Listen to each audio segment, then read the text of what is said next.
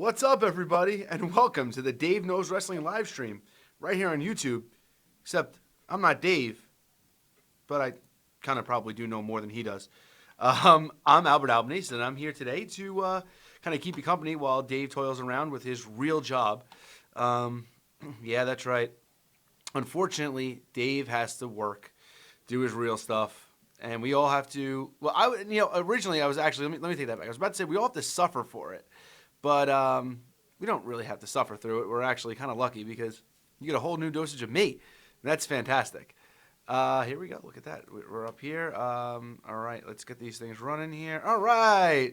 The champ, Ben Espinoza. Super Ermac, OG Fogel, Harry Flynn. What is up, all of you guys? Really good to see all you guys in here with me hanging out. It's been a big weekend.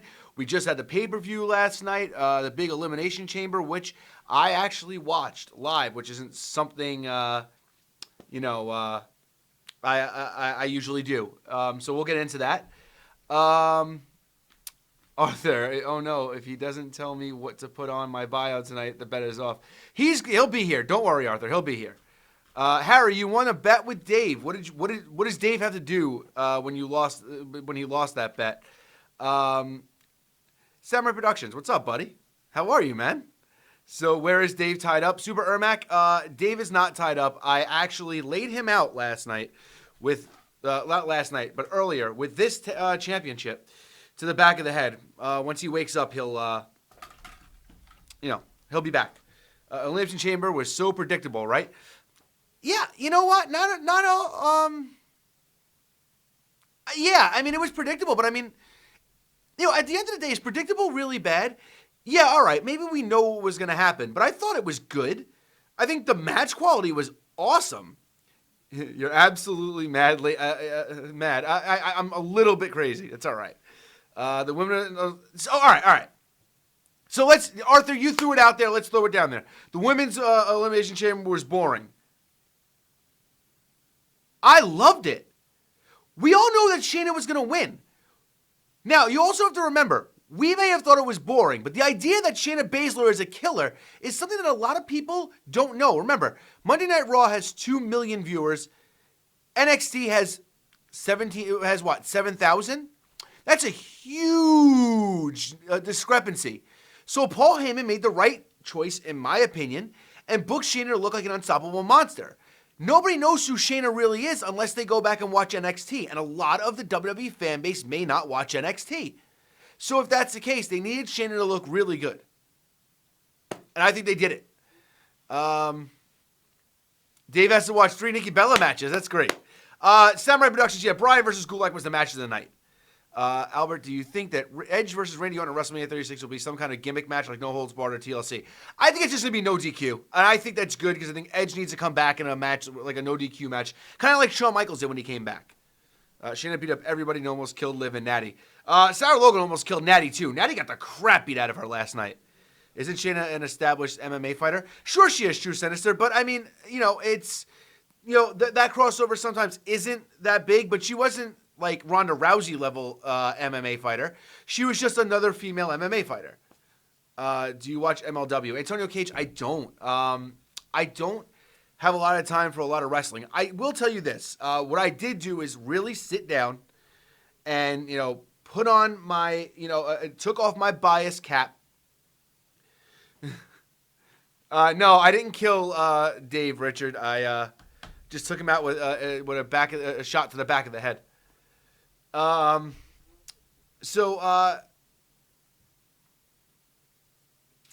remember what I was going to say. I lost my train of thought. But, yeah. Whatever. Yeah, I know. The Otis thing, I thought that was, it was good. I think they handled it well. I think that, Otis took himself out. It wasn't Ziggler that killed him. Otis took himself out. He's going to be even more. Even more to that story. Base Up, what's going on, buddy? How are you? Doc knocking, don't worry. Dave will be back. Liv Morgan became Di Morgan last night. Yeah, you ain't kidding. Sami Zayn won the belt in a cheap way. Yeah, he did, True Sinister, but guess what?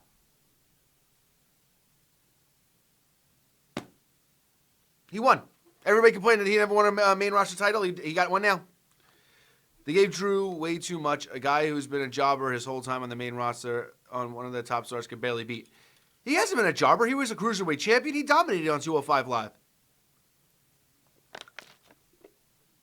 Base up, I'm with it. We can do an Albert-only live stream. He's at least won a belt. Yeah. Justin Lewis, thank you. I think Shayna did great. I think that was the right call. Nobody in that match, with the exception of Asuka, and I guess to a point Natty, is really on the level of Shayna Baszler. Main roster. Yeah, of course, main roster, but obviously. Ban Arthur. I have no authority to ban anybody from Dave's channel.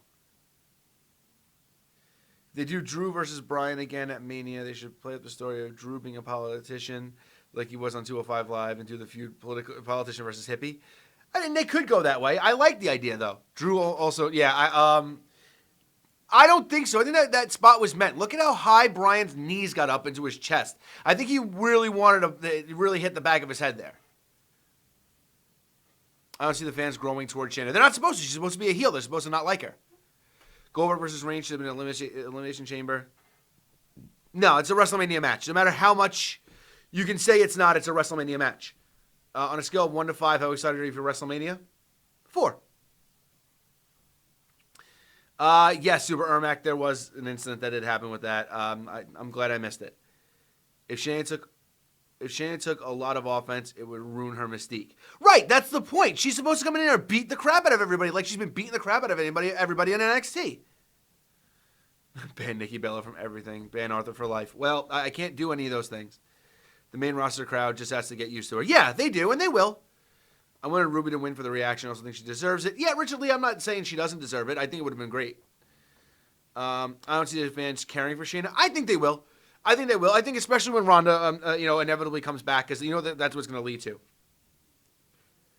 Oh, Antonio Cage, I was answering your question about MLW. I don't have a lot of time to sit back and watch a lot anymore because there's just so much wrestling. But I did sit back and watch last week's AEW. The entire AEW show, start to finish, didn't really take my eyes off of the product. I was cooking, so I mean, just flipping over my chicken and stuff like that. That's really all that there really was to it. And I thoroughly enjoyed it. I think last week's episode was one of the better AEW episodes. Dave dislikes good things and often doesn't give a reason. Yes, Drew Sinister, you're 100% right. The match with Shayna versus Becky will be terrible. Shayna does not have a good track record in big-time matches if she doesn't carry. Yeah, but Becky can carry her. I mean, Ben Espinosa, though, they're a good, they're your favorite. The best, I don't know about the best. I mean, the Dudleys, in my opinion, were the best. Yep, Harry just said it. I honestly don't think Becky will drop the belt until someone from UK comes to Raw and faces her. Nah, I think Becky's losing to Shayna. I was playing D&D and I made a reference to what Shayna did to Lynch. Biting the back of her neck?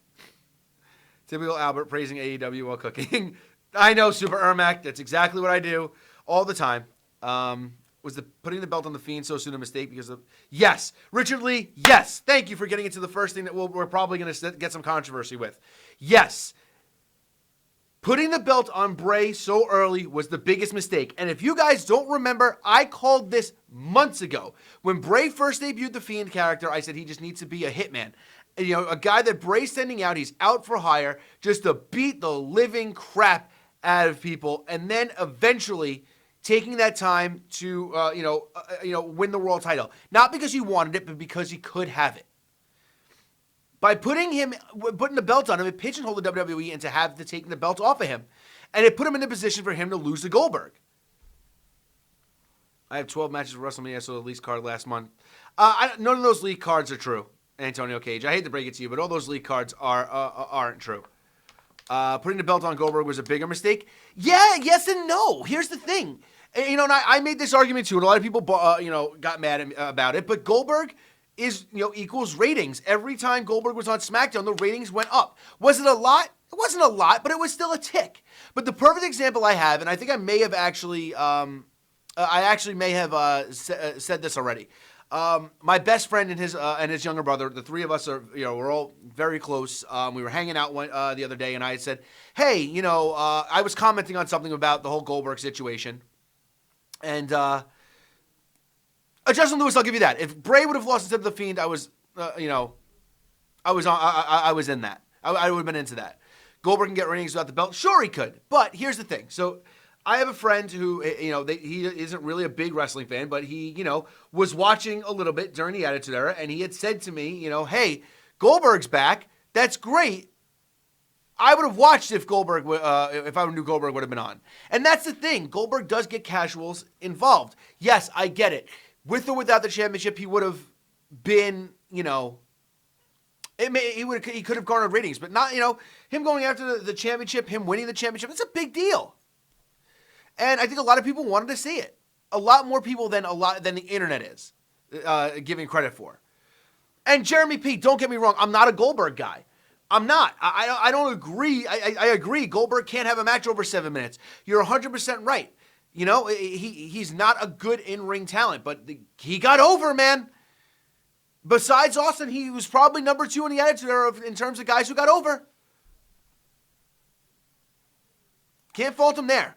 I would have really enjoyed a slow Bray build. Let him play mind games yeah, I agree, Super Ermac. I think he should have had a slow build. I think he should have just went after all the guys that he went after, all the guys who wronged him. I mean, the Reigns feud is just a natural that's going to happen sooner or later. And I guess it's everybody's going to get mad because the Fiend is going to probably want to lose in the Reigns because Reigns will win the title. But it is what it is. Goldberg can't probably execute his moves anymore. He looks old and not in the same shape as he was. Oh, true Sinister, he was in great shape. He looked like $1 million. He doesn't wrestle enough. And I think that's the problem. I think he just needed, even with those little things that he did, he needed to get in the ring more and get more reps. He doesn't get reps anymore. Goldberg is the definition of a man made by people selling him over the top. Yeah, but it was the fans. He got over.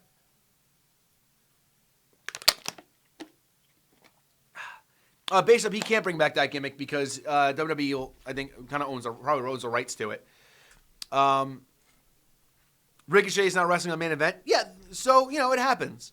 Look, the whole buried thing, what's up, Degenerate?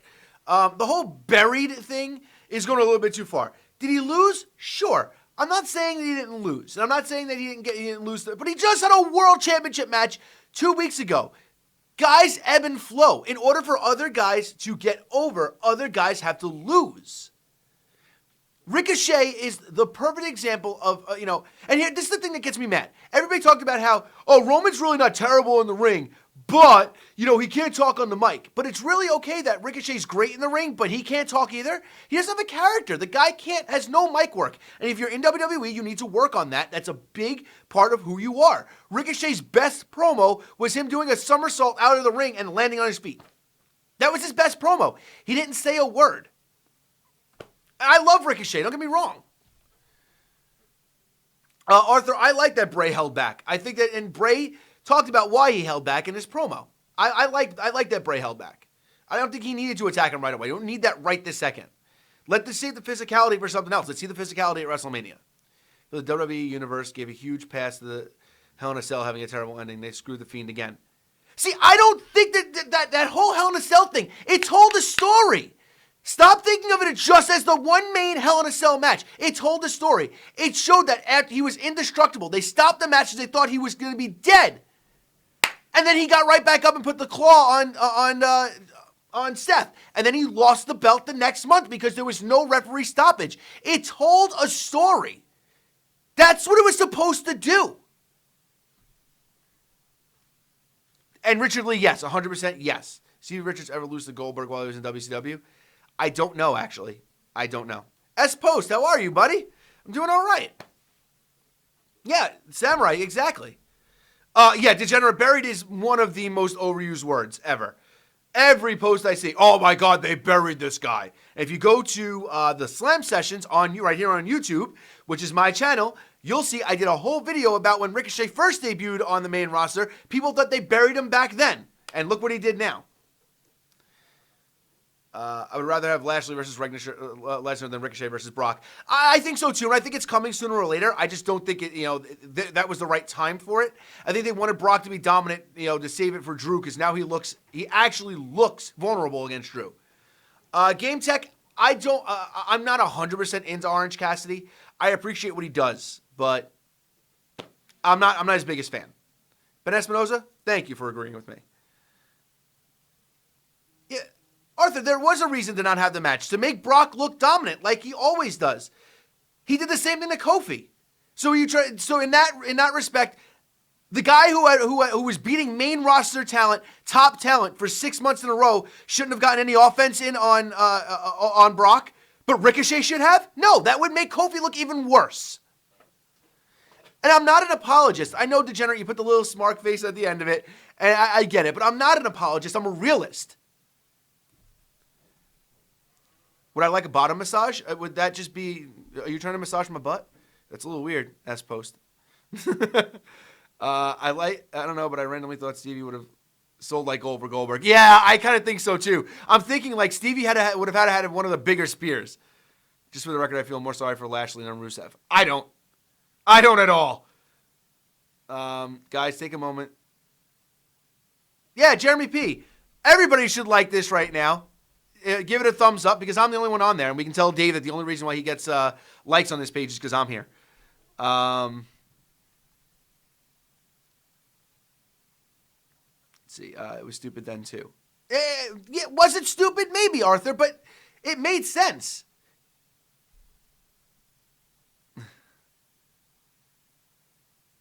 Tuesday said, did I get you mixed up? I'm sorry. There's a lot of names going on. It's a very fast-moving chat.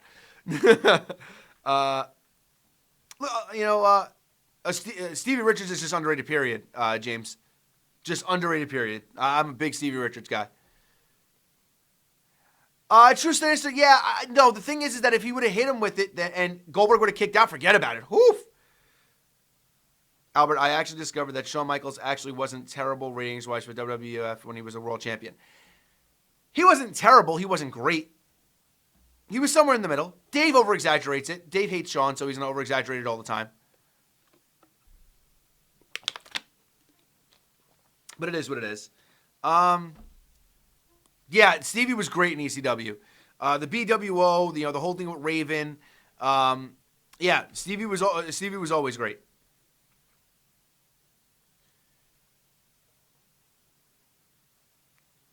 What was the U word, Arthur? What did I say? Rhea Ripley is now on Raw cutting a promo when it's so boring. Yeah, that's one thing. I like Rhea. I think she's great. She's not great on the mic yet. She needs a little bit more work. No, Dave is working right now, Doc Knocking. That's why. But he'll be back in soon. We have the Hardy Boys were in ECW when they first started. I think, I think that they would have done well. I think Paul would have accentuated the positives. He did it for Joey Matthews and Christian York. He would have definitely done it for the Hardys. Yeah, of course. I mean, Dave's not here, so I'm going to call out all of his crap, and then I'll do it in front of his face, too. Yes, Game Tech, I agree. I think she needs to be dominant. Yeah, and Degenerate, you're right. It's not specifically Shawn's fault, but, it is what it is. Yeah, James, she definitely does have a presence. She just needs a little bit better mic work. Charlotte was like that when Charlotte debuted. Charlotte was great, but she didn't have the mic work. And Chris Jericho worked with her, actually, and got her mic work down a little bit better, gave her some advice, which is a big deal. I think we wasted the Hardys in their last WWE run. Injuries, man. Injuries really killed it. Jeff getting injured, Jeff getting pulled over, Matt getting hurt. There was a lot of things that derailed that. I think that I would have liked to see some Broken Brilliance in the WWE. It would have been great, but, we'll see. Richard Lee, we're never getting that moment again. That's a once-in-a-lifetime moment. Kurt Angle was very mad.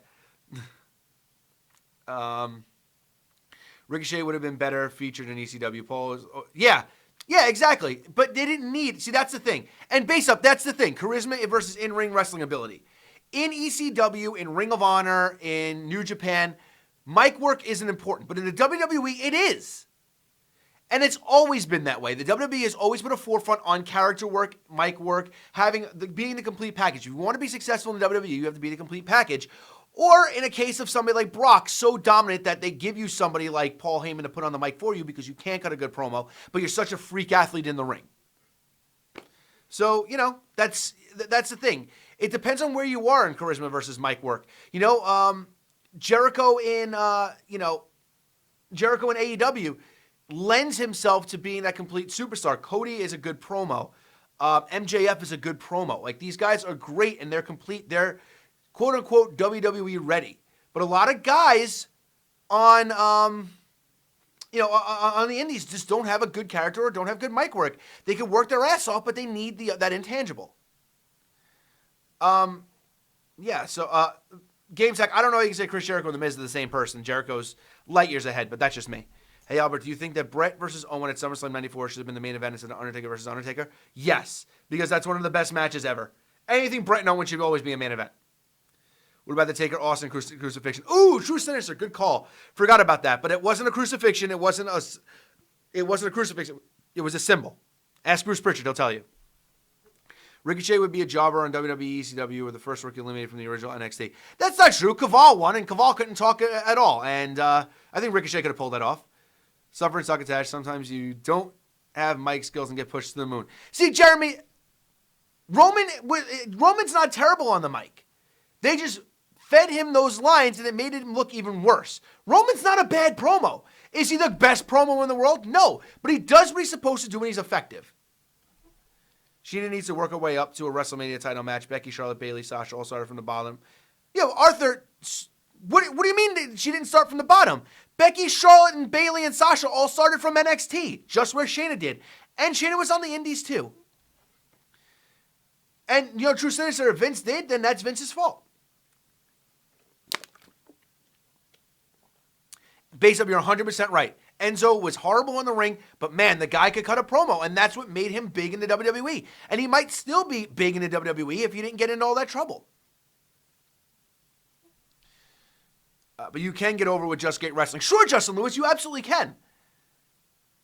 In AEW, in New Japan, on the indies. In WWE, you can get over with just your in-ring work, but there's a glass ceiling. If Daniel Bryan didn't start that yes movement, we don't know where Daniel Bryan's career would have been. Do I like Ryback? No. And Degenerate, Roman is definitely not below average on the mic. Ricochet is below average on the mic. Roman's light years ahead of Ricochet in a promo department. Albert, wasn't that Sandman and Raven a crucifixion? Undertaker and Austin was a crucifixion because they used a symbol. Exactly, Ben Espinosa. 100% right. We need a new 4 horsewomen. No, we just need more women infused into the main roster. We forget that, holy crap, like, this is really bad. When when Becky really didn't have an opponent. And they had to call up Shayna. They had nothing else. And James Bellflower, WWE has always been about having catchphrases. What you gonna do when the 24-inch pythons run wild on you? Ooh, yeah, dig it. I'm gonna dance all over your face. I'm the best there is, the best there was, the best there ever will be. The WWE has always been about catchphrases. It's not nowadays, it's always.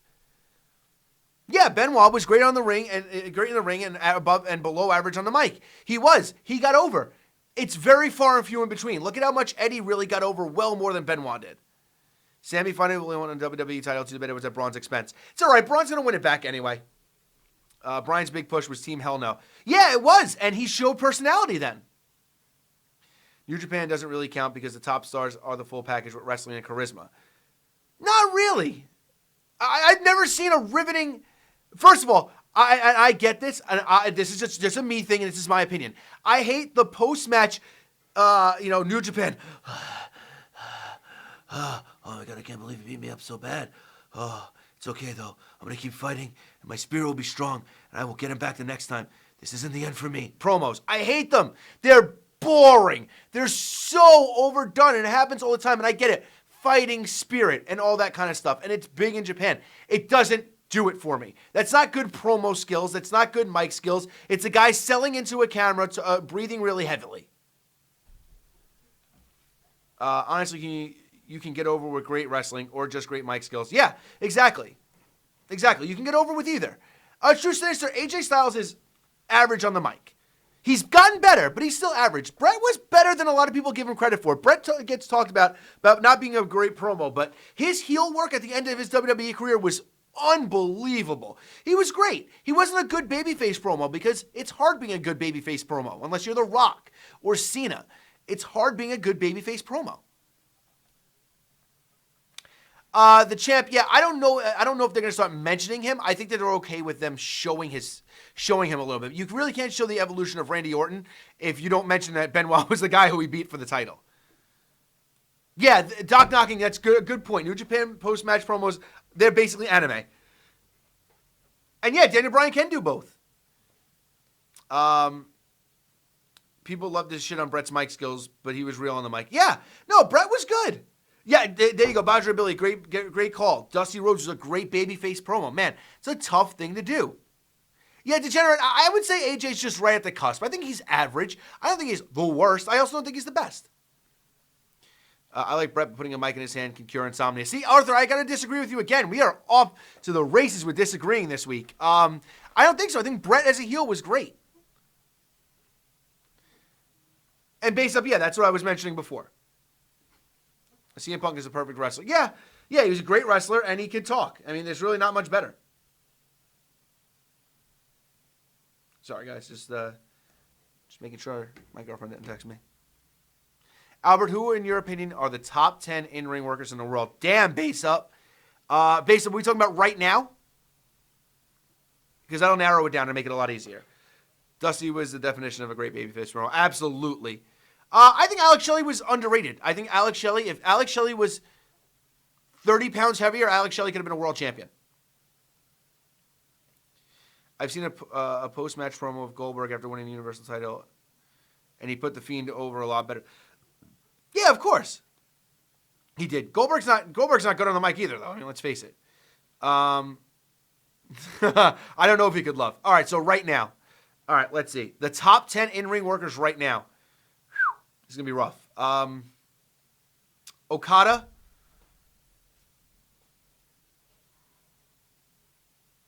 Rollins.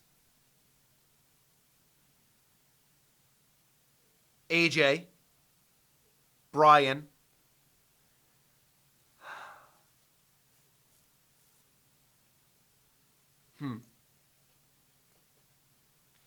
I would still say Tanahashi's still up there. Even at his age, he's still up there.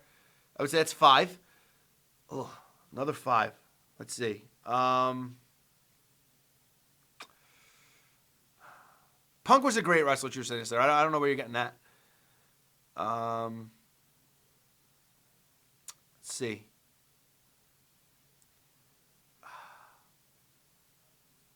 All right, so here's the thing. Samurai Productions. Omega, I don't know. Maybe he's top 10 right now. It depends, man. I mean, I want to still say Jericho, because even though Jericho slowed down, he can still work. So I would say Jericho. Omega might be on the cusp for me. This is hard for me. There's a lot of guys. That's a good one. Pac. Absolutely Pac. Pac is up there for me, too. He's great. He can fly. He can heal. He can face. He can do everything. A lot of the guys that you're naming base up are guys that, like, this. There's a Balor. Holy crap, True Sinister. Thank you, Balor. Oh, man. Balor's my favorite wrestler right now. It's hard sometimes. Adam Cole.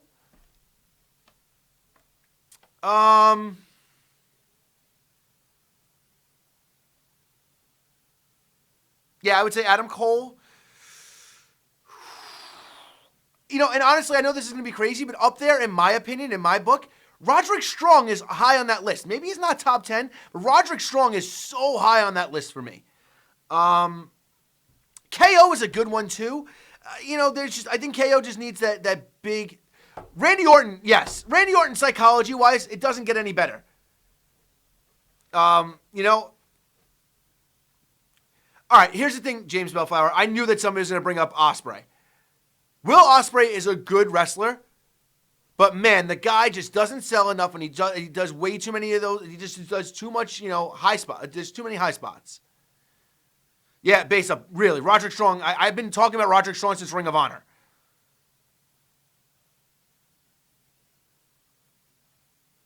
Badger Billy, that's actually a good analogy. I like that. Dusty was something else, man. Thank you, Samurai Productions. Absolutely. What's the worst idea I ever heard in wrestling?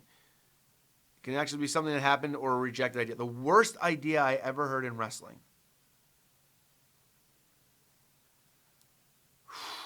Man, there's been some bad ones. Meat's a pretty bad one. What else is bad? Like so like bad, like cringy bad, like so bad that there's no redeeming factors towards it. Tyler Bates, great. Oh yeah, all right, Super Ermac, you're right. Yeah, that takes the cake. If that would have really happened, that takes the cake. Yeah, Meat was really bad. No, Claire Lynch was horribly executed, but it was a good idea. Oh, yeah, Katie Vick's bad, too. Woo, Katie Vick's bad, too. Yeah. They ditched the Lana Lashley storyline because it's Lashley without Lana versus Zach. Oh, wait a minute. Ryder's got a job to Lashley? Well, at least he's on Raw. Poor Hawkins and Ryder. I'm wearing their shirt today. You guys can't see, but I'm wearing their shirt today. They're... For two guys who are never defeated, they lose an awful lot, unfortunately. But they're still my boys. Dusty was always overshadowed by Flair. Hogan, Dusty was Dusty does get overshadowed a lot. Badre Billy, no one wants to remember that. That's another really bad one. Richard Lee, are you kidding me? That was gold. That whole segment was great. I love Rob. I love new heel Rob Van Dam too. I love his thought girlfriend. I love everything about it. It's fantastic. Everything about Rob Van Dam, that character, the way Katie Forbes plays it up, like it's great. Like she knows what she's out there for, and I love that. True Sinister, I agree. I don't like that. That's the reason why I'm a little bit upset. I think that Hawkins and Ryder should have came out this week and challenged Orton. Orton should have laid them both out, and that's what Edge should have came out afterwards. Them just consistently coming up and not standing up for themselves and making them look like babies. And I'm a huge proponent of Hawkins and Ryder. DOA Hitman, what's going on, man? Oh my God, James Bellflower, Robbie D can sell anything. Yeah, and I will agree with that. Man. Rob does look good. He's getting a little washed up, and it's but I think that's what happens with age.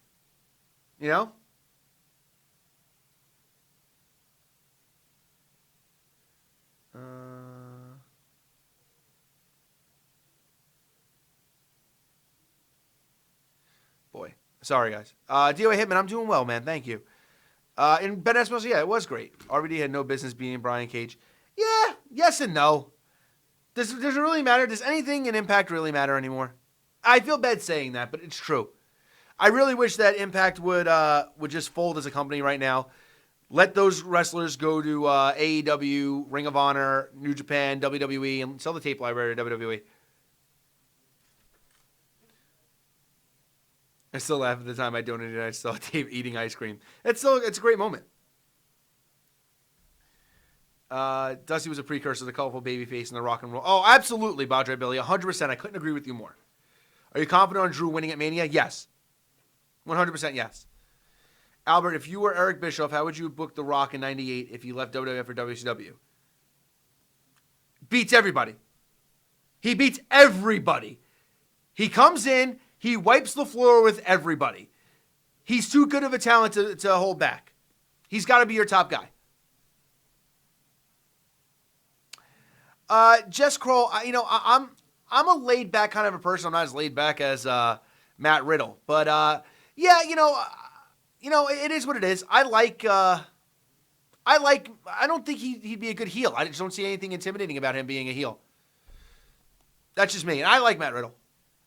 Me and my friend a couple of days ago had problems remembering who's even in Impact. Dude, I don't know. I know Tennille Dashwood's in there because I love her. That's it. Do you remember when I called on? Yeah, DOA Hitman. I do remember. That's another thing that I wanted to talk to you guys about. I'm gonna probably go back to doing some more audio podcasts. I do feel like a lot of the stuff that I do is better suited for an audio format. So we'll see what happens.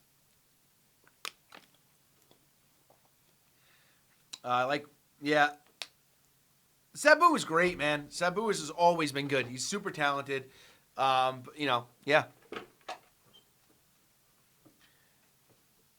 I like Ruthless Aggression Rock, man. I love heel rock. Heel rock is great.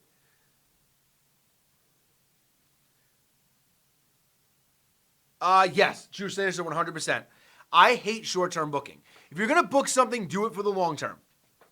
Eric Bischoff has this thing where he would always say, hey, that's a great idea. Now, where will that be 6 weeks from now? And that's what I like about Eric Bischoff. He thought about stuff like that, and you need that. You really do. Let's see what else. Yeah, I liked TNA back in the day. I was a big proponent of the original TNA. And then, man, it really went downhill. And then it revived itself with the broken stuff. But yeah. All I know is I'm not waiting until Friday to do my bio. So if he wants that, Dave needs to get his skinny butt on this live stream. He will when he can, Arthur. He's working. I'm covering for him now. Guys might have just missed out on everything completely if it wasn't for me. So, y'all are welcome. See, 8 likes, 18 people watching, 80 of them liked it. You want to know why? Because it's just me. Doesn't have to be intimidating. He can be annoying, like Jericho heel level annoying. Yeah, he could be. You're right. If RVD would have faced someone more popular than Cena at One Night Stand, do you think the audience reaction would have been the same? Yeah. Rob Van Dam winning that title was why they popped. It didn't matter who he took the belt from.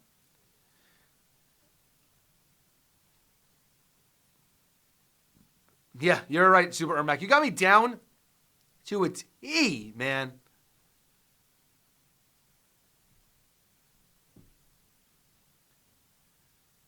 Padre Billy, they did, but they didn't. I love Matt Hardy. Don't get me wrong. I'm a huge Matt Hardy fan. But, yeah. He's not on that level right now as the same level as The Fiend. And I hate to say it. It was hard for me to actually say that. Legend Killer Orton, by the way. Legend Killer Orton all the way. Yeah, the end of TNA was AJ Styles leaving. Just like really the end of ECW was with Taz left. Yeah, and TNA in 2015, man, it was hard to watch after that. Thank you, True Sinister. Appreciate that. Thank you, G.A. Hitman. I appreciate that. I like me better solo just because I don't have to argue with Dave. Albert, do you know that both Terry and Dory Funk are still semi-wrestling and had matches in early 2019, both in the mid-70s? Yeah, base up. Some of these guys are crazy. I know Bob Armstrong recently wrestled a match, I think, and retired last year. I think he was in the 70s. John Doe, appreciate that, man.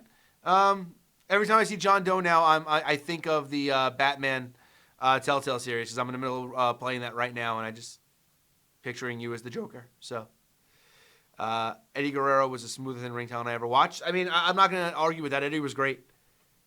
Could Prime Impact compete with current AEW? Yeah.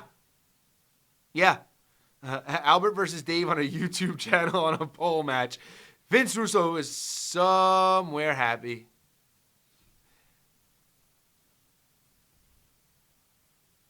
DOA Hitman, your secret is safe with me. I will not tell Dave that he doesn't know anything, but he might come back and read this. I don't think he will. Yeah, Samurai Productions, man, it's crazy that they're still wrestling.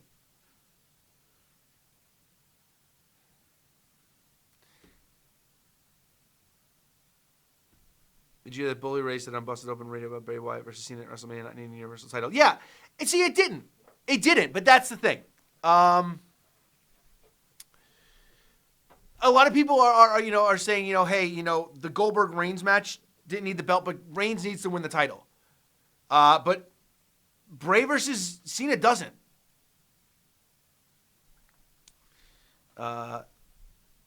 So here's the thing, Degenerate. I get it. So Badger Billy, I know where you're getting at, and Degenerate, I can kind of see what you're talking about.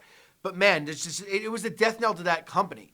I was also a little bit happy when AJ left because I think that a lot of people, AJ was that guy to me who was like the John Cena of TNA for a little while, I started getting mad because I was really big into the X Division. He would come back after being like winning the world title, and they were like, AJ Styles returns to the X Division. And it's like, damn, now AJ Styles is going to beat up all the X Division guys, and the X Division was doing great without him. And that was just my opinion, but I love AJ's in-ring work. Those Eddie Malenko matches in ECW and WCW were so great, James, so great. I've never played. Freddy's Dead Final Nightmare. Got you, Harry Flynn. Yeah, I don't think Alistair's joining them. I love Alistair Black's promos. Current WWE versus Lucha Underground. Look, I love Lucha Underground. I think Lucha Underground was great. It's what wrestling should be. TNA made AJ a little bit. Yeah, they made him a lackey for Christian, but it was all because, it was all because, that they wanted to bring in Christian and push him to the top. It makes sense. Hey, Andre, what's up? Yeah, I know. It's been hard. I've been doing my my football show afterwards sometimes, and then, sometimes me and Dave run long here, so it gets a little bit hard. But I will talk to Dave, and once I do start my podcast up again, I'll see if he can send it your way. True Sinister, I would love to see Christian show up for it. I think that Edge is coming back too soon. I would have loved to see Edge stay out for another couple of weeks, have Orton take out the Hawkins and Ryder, and have him take out Christian. And Ben, yeah, you bring up a good point, but it didn't need it. Bray shouldn't have had a title at all, to be honest. Hey, see that? Look, I know everybody goes back to that whole Claire Lynch thing. Was it bad? Sure. Was it cringy? Yeah. But it was supposed to be a much bigger thing. Listen to Bruce Pritchard when he talks about it. It all made sense. They just got a bad actress who didn't want to do it, and it kind of screwed. It screwed the whole angle up. Yeah, Ricochet could use a manager. When I eventually start wrestling in a couple of years, I want to be able to retire and not have to constantly keep wrestling just to pay the bills like some guys nowadays. Based up, a lot of people don't even say it's just to pay the bills. I think that it's hard to get over that rush of the crowd. Edge put it well in his promo. That's like an adrenaline, to everything, man. It's a shot of adrenaline to these guys, and they miss that, sometimes it's not for that, AJ Styles was Mr. TNA. Oh, McIntyre versus Roman. That should be good. Yeah, James, I agree. I didn't see your message, DOA Hitman. I might have passed it up. My Twitter handle, I think it's at KYD Justice. Pretty sure that's it. I'm horrible. I don't update my Twitter enough, but I really got to get back on it. Drew versus Rowan on Raw. Yeah, I will be a Prince one of these days, DOA Hitman. Don't worry. Don't you worry. And if I got to be Prince Albert, I'll be Prince Albert. It's fine by me. Man, I'm trying to think of, I feel like there was some controversial stuff that came up over the weekend that I was ripping into people about.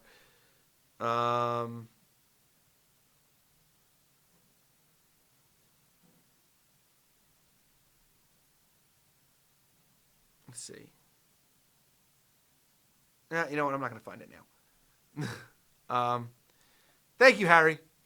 Other people know my Twitter more than I do. I'm very boring on Twitter. I post about wrestling every once in a while. Thank you, Ben. I appreciate that. I post about wrestling every once in a while, and I post about wrestling figures, and that's pretty much it. Albert, if I ever save enough to open a wrestling company, how much would it cost to get you to work for me? Base up, you pay me what you can. True Sinister, of course we can be friends. Doc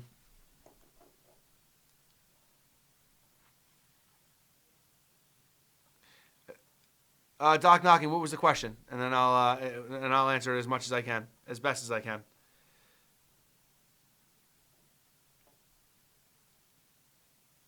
DOA Hitman, you don't want me to train you because I don't know what I'm doing. I have no idea what I'm doing. I've been in a wrestling ring a few times. I've never taken one bump. So, Super Ermac, of course we can be friends.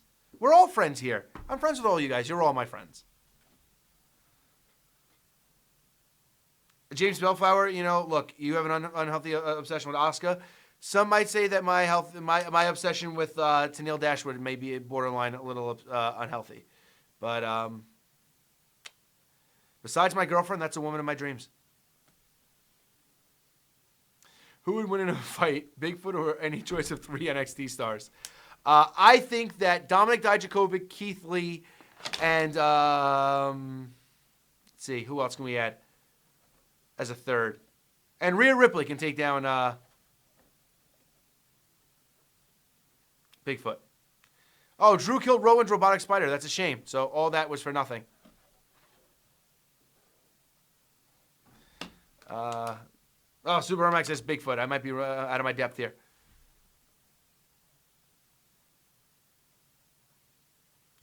See, weird. I probably know more than you, and I'm not a pro whatsoever. Yeah, I mean, I backyard wrestled. I mean, I know. I mean, I kind of know enough by seeing. I haven't done it. So I know how to do things. I just haven't been trained on how to do them properly. You know.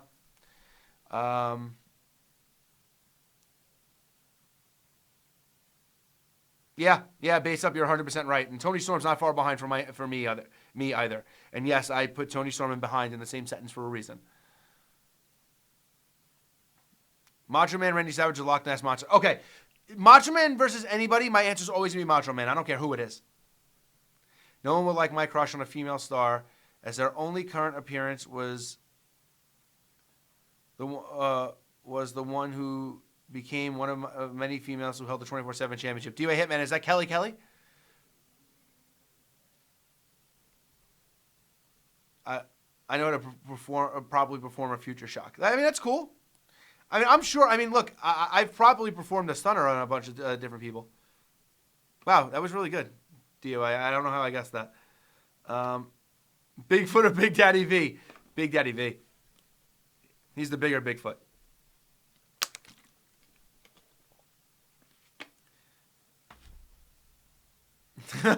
I knew you'd like that base up.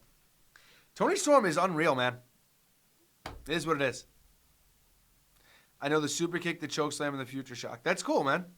Look, at one point, I've always said my one of my main goals in life is to actually have one real deal wrestling match, and I hope. And I'll put it to you this way, guys: if that ever happens, I will make sure I let you know in advance. And as many of you people can get out here to see it, please do.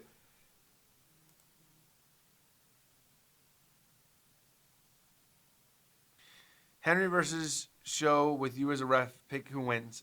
Big Show. Always Big Show. I'm a Big Show guy. I don't know why, but I always have been. Oh yeah, I wouldn't win if I ever had a match. DOA Hitman. I'm not. I'm not a mark for myself. I'll put anybody over. I don't care. What's the point of having 24? Yeah, I agree, Arthur Pryor. I do agree. They shouldn't have that title. Who's heard of Interspecies Pro Wrestling? I haven't, and that scares me. I hope Randy Orton does the punt kick during his storyline with Edge. I hope so, too. Bring it back. Albert, choose one. Have Randy Savage choose to never become a wrestler and instead become a school teacher, or have Chris Jericho choose to become a rock star and decide to never wrestle unless... Oh, base up. No, I'm not choosing between my two favorite wrestlers. I won't do it. Yes, Doc Knocking, I would job the Bigfoot. The Public Enemy versus the Public Enemy. Who wins? No one. Tell Dave the head of Capital is one of his friends. Dave and I have talked about this. He knows. DOA Hitman, I hope that's actually true. Because knowing Vince, he's crazy enough to actually be like, yeah, that's it. Come on, kick me right here in the head, Randy. It's not going to be sold unless you do it right. Right here, Randy. I know working for the WWE is basically working in the big leagues, but Grand Metalik used to be so big in Mexico he appeared in comic books. Yeah, he was. Grand Metalik with the hair out of his mask looks like Hoovy now. Just throwing that out there. Me versus Dave with you as the ref. Who wins? DOA Hitman, it's obviously going to be you. I'll even let you pull the tights.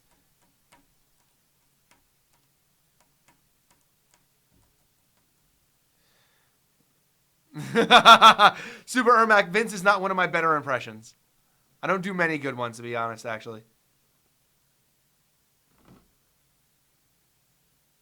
But yeah, yeah, that's about right, Doc Knocking.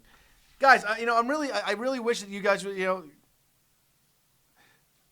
Oh, DOA Hitman, I do my Randy Savage impression every week. You want to know why? Because every week, Dave brings up the Hulk Hogan, and I always have to point out that Hulk Hogan had lust in his eyes, yeah.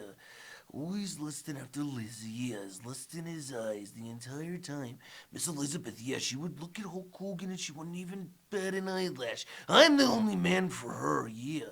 But Hulk Hogan had all that lust in his eyes, yeah.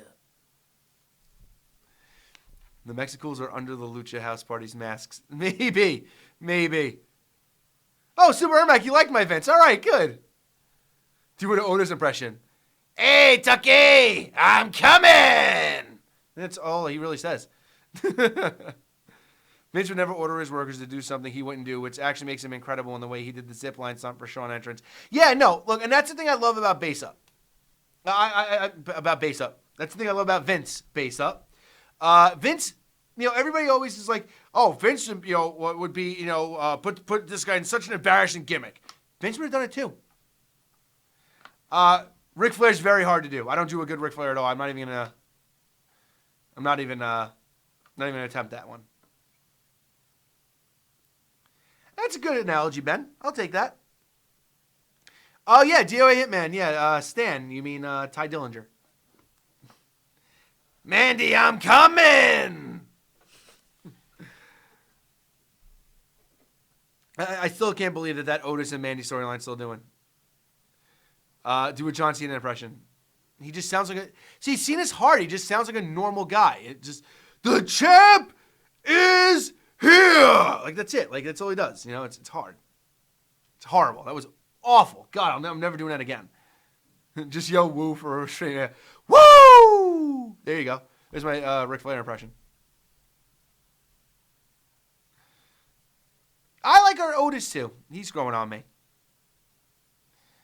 Saturday Productions, I do agree. Do a robot? I don't know. Randy Orton, again, it's the same thing. It's just like Cena. He talks like a normal person. It's hard to do impressions of people who are just normal. Impressions are all about inflection. So someone like Barack Obama, it's... if you were doing impressions, let's go ahead. Yeah. But yeah,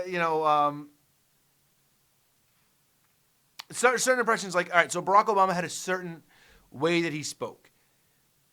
All right, so for instance, like Barack Obama, when he do his speech, he'd be like, my fellow Americans, everyone here has a way to make money and to try to live the American dream.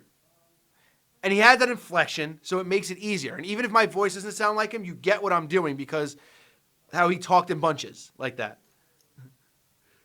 Andy Ruiz, I just did a Vince impression. The Trump impression? Well, Trump would just be, everything I do is huge. It's big. It's huge. That's it. That's all you need. You just got to do a little inflection and just, fake news. And that's pretty much that. yeah, Jess Cole, that's pretty much true. For old school Randy Orton heel promos, yeah, I'm going to hit you with 3 most devastating Redditors in the WWE. R.K. I can't do it. I'm not going to do it. Look, guys, I'll do impressions of guys I can do impressions of, but not everybody. Should the main event of Mania be Dolph versus Otis? As the closing shot of Mania, Otis is dancing and jiggling. Yeah, why not? With Mandy grinding on him. All right, I'm here. And he's back, ladies and gentlemen. Yep, that's me. Finally back. All right, so what kind of nonsense have you been pumping into the crowd today? Everybody's been loving it, man. We actually haven't gotten into arguments. Things have been good. I find that hard to believe. I disagree with Arthur a lot. You know, things are a little You disagree weird. with Arthur? Oh, A lot, no. yeah. By the way, Harry Flynn. Is Harry Flynn here? He is. And is Arthur here? Yes, he is. Okay, sorry, just had to adjust now that we have the two-person shot. So here's the question. Now, Arthur, you lost a bet to me. Harry Flynn, yes, you won the bet. But I have a question, Harry Flynn. Now, I know our bet was I have to watch 3 Nikki Bella matches if you win. And remember, I thought that Miz and Morrison were going to win, but I deferred just so we could have some action. So here's the question I have for you. Now, since I won the bet with Arthur, I get to redo his bio and he has to write down whatever I say, for a week. Question is maybe, what if I let you rewrite his bio for a week?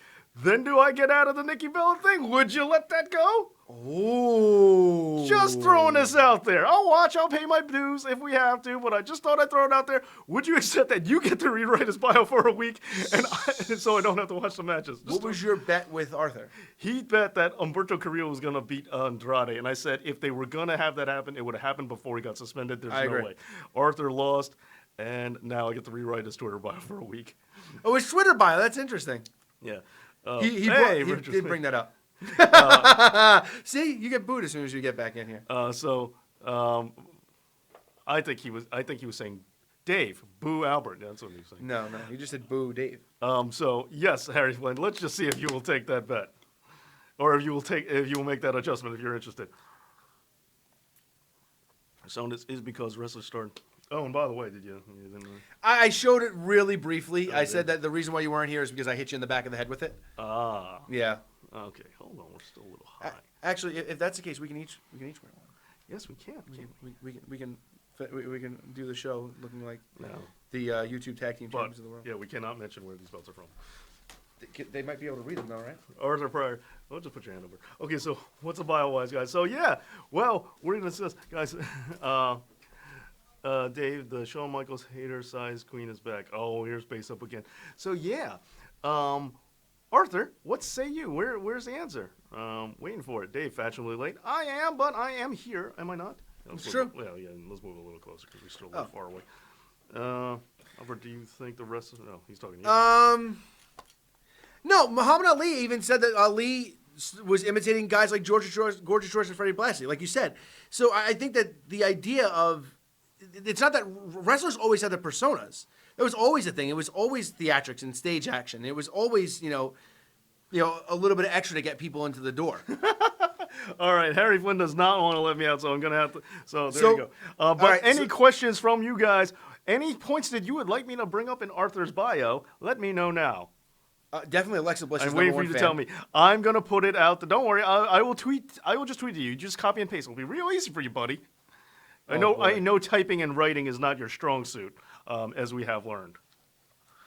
I do like that we're the tag team champions. Right? Yeah, and by the way, Christina Aguilera is better in every conceivable category than Britney Spears. He thinks that Britney's a better singer than Christina. He's out of his mind. Oh no, he admitted that she's not as good, but she said it's by half a note. Christina's a way better singer than Britney Spears. Dude, do you have ears? Yeah, seriously. What a dope. And I'm not just saying that because Christina Aguilera was originally from Staten Island. Wexford, Pennsylvania, but whatever. Or she lived in Staten Island, whatever. Right. Do you know where she was born? Yes, I do. Oh, yeah, she fits your mold. That makes sense. Damn right she fits my mold. Yeah, she was like one of the OG crushes. Yeah. Dave, I am watching Versus right now, and it's glorious. Okay, so I guess I'm watching, so don't worry, I'll figure it out. But yeah, any suggestions for what Arthur Pryor should say in the bio? No one really cares that we're holding these belts.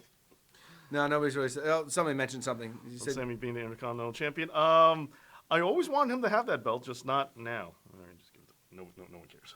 I kind of like it. All right, keep holding it. It's good. It's gonna happen sooner or later. If you say so. Dave, who would win, Bigfoot or any of the 3 NXT superstars of your choice? I said that Bigfoot can be defeated by Keith Lee, Dominic Dijakovic, and Rhea Ripley. That's fair. All right. Yeah, I mean, he's practically saying no one can find him, so how good can he be? Yeah, exactly. From 2000, David, I want a match for his. You're half of the title. Oh well, you can't have it. You know what I almost wanted to do for Arthur's bio, but I'm like, I would be letting. It's funny, but yeah, I would be letting him go with it. I want him to do the Simpsons Treehouse of Horror gag where he says, "I'm a big ugly moron and my butt smells and I want to I wanted to do. I was just gonna copy that and make that as That's a bio. good one, actually. But I feel like I'm getting too easy on that one, Arthur. Hi, I'm Arthur and I like trash. That's not a bad one. Did you two goofballs pay like $300 for those stupid things? No. No. We got them the old-fashioned way. That's right. We borrowed them. Damn it, Kyrie is making me laugh too much. Well, she does that. No one can find John Cena, but he is. Well, that's true. You can't see John Cena as well as Bigfoot. But Just to update you, Drew McIntyre killed Eric Rowan's spider. So, I knew you needed to know that. Super Ermac, you really did not miss much. Me and Dave held tag titles for a little while, and that was pretty much what you missed. And yeah, all we were doing was just holding them. So what else were you talking about today? Anything and everything they had brought up. We talked about the Elimination Chamber match. Yeah. With Shayna. And we actually didn't talk about this. What is your thoughts on said match? I thought it was great. I thought the idea was that you have over 1 million viewers who don't know who Shayna is. So if you were gonna, how 2 million people watch Raw, less than 1 million people watch NXT. So by that proxy, about 1 million people haven't seen Shayna work. Okay. So if you want her to be this big beast challenger for Becky, make her dominate. I think it was great. I hear you on that one. I think one thing that's weird to me is people were mad about the momentous question. I'm like, did you really think any of those girls had a chance? And that's the thing. Like, Asuka's the only one, but Asuka had like 17 matches with Becky already. So there wasn't anybody else. On the live stream on Friday, some people were saying Natty. I'm like, what dimension did I slip into? Well, Natty's gotten shots before, and there might be a point where maybe when she's on her way out and she's ready to retire, she might get that WrestleMania moment. That's adorable that anybody thinks that. I said maybe. No. But yeah. I would like that to happen, but no. For me, it's... raise your chair up. You're very low. This is as high as it goes. All right, then we'll just make this lower. This is very weird. Your chair's just higher than mine. I just raised it. Well, I'm just saying, just in general, it's higher than mine. Sorry, guys. We're doing adjusting on the fly. This is what we do before we get on the air. Yeah, but because I'm joining us. Yep. Thank you, Doc Knocking. Yes, subscribe to Dave Knows Wrestling. And put YouTube, he puts food in my cage. It would be good. Jess Kroll, thank you for that, man. We appreciate it. Look, things like that happen. We appreciate the sentiment. It means a lot. For me, I wasn't surprised by it, but I said this on Friday. The thing is, it's so obvious that Shayna was going to win. It almost begs for a swerve. Like, it's almost just dying for one. Like, please give us a swerve. I said what would have been cool is if Becky got involved. Of some kind. Like, she found a way to, creep into the Elimination Chamber and do something. And, yeah, I could see that. And maybe double turn. Like, she tries to cause Baszler to match, and Baszler wins anyway. And then double flop them. It's like, and also, weird side note, Sarah Logan is prettier than I thought. Sarah Logan's actually, and I'm going to show you something. I did not notice that until the Chamber match when she got all Duck Dynasty, but I was like, she is a prettier girl than I was aware of. You took pictures with it? No. The belt? Oh, yeah, of course I did. Yeah. I know, right? She's pretty cute. I knew it when she was in NXT. I was like, wow, why is everybody sleeping on Sarah Logan? She's really never noticed it. Really good looking girl. And I'm Arthur. My best friend Dave saw the. That might be it. That might be it. Right. That's great, Harry. Dio Hitman said that you know nothing and you're an airhead. Yeah, well. And then he said, just joking. You kind of missed that part. No, I refuse to read that part. Dave and Albert, in your opinion, how much would it cost to open a pro wrestling company that would eventually rival companies like Ring of Honor and NWA? Not as much as you think to start, but you have to get the ball rolling pretty well. And your first year has to be hot. And you're not going to make a profit in your first year, but it's got to be hot to keep that business going. It's like, think about it this way. It's the cost of the venue, the cost of the ring, cost of the wrestlers, and it's the cost of television production sets and all that stuff, and all the other workers, and all the, not workers, but all the other people who are just going to make the product happen. Like, how available is it? How well do you distribute it? It's like, I think we have seen some pretty remarkable turnarounds. Like, What Culture Wrestling or Defiant Wrestling actually did a lot better than I think anybody expected to do for a long period of time, and you just got to put it out there in the right way. the venues and the cost of talent is not as much as a lot of people think it's going to be. But what separates you from everyone else is how much of an identity, how much of a brand can you make, and how much can you get people invested to keep coming in. That's really the case of it. Right, and MLW did, a lot of smart things when it came to like fan service, bringing in the New Heart Foundation, bringing in guys that everybody was talking about, like Tony Schiavone, Jim Cornette, like things like that. They bring, that's how MLW was smart. They brought in talent that wasn't signed, that weren't being utilized, and they gave them a platform. Right, Arthur, Samurai Productions. Being next to Liv Morgan normally doesn't make someone prettier. It actually makes them worse because I'm comparing them to Liv Morgan. So I thought both girls were cute. And the gender, I don't think Sarah's playing. I was like, she's pretty cute. She's cuter than I thought. My name is Arthur, and I'm married to. Okay. That's an option. Hey, Dave. Bruce Pritchard said on his podcast that Shane Douglas was supposed to return to WWE with the Radicals. So that's the whole story. Yes, So I have heard that myself. So Shane was and Conan actually also were two guys who were going to walk out at the same time as the Radicals. Yeah. Shane somehow got screwed out of that deal. Conan got convinced to re-sign, but Conan also got convinced to re-sign because he called Bruce. Somebody called Bruce Pritchard and said, "Hey, can K-Dog come in for a tryout?" And Bruce Pritchard said, "Well, who the hell is K-Dog?" Until he realized, "Oh, I had no idea who the hell that guy is. I just know him as Conan." So, yeah. Yeah, I've heard that story too. However, the way you feel about Dave Meltzer is kind of how I feel about Bruce Pritchard. I really don't ever know if I trust what he says. See, the thing is that I don't think Bruce really has a lot to lie about. I'm not saying he's lying, but sometimes I think the things that he's saying may not. I take everything with a gigantic grain of salt. That's fair.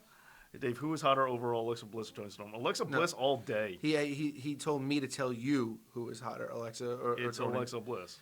You don't need to tell me. I know the answer, and I'm 100%. It's just a tough choice. No, it's not. And you can't make me choose. And if I had to, I don't know, maybe Toni. Toni might be my number 2 you overall. Are very wrong. I was thinking Alexa still makes my top 3. Alexa's number 1 by far. She's number 1 in all wrestling history. No one even comes close. Jesus. Ever. No one can ever touch her. I was thinking you were gonna make me say something about Justina Morais. I thought about it, but he hasn't said anything yet. He hasn't made a decision yet, Arthur. I've not confirmed. Don't bury yourself even I will further. try. I thought about it.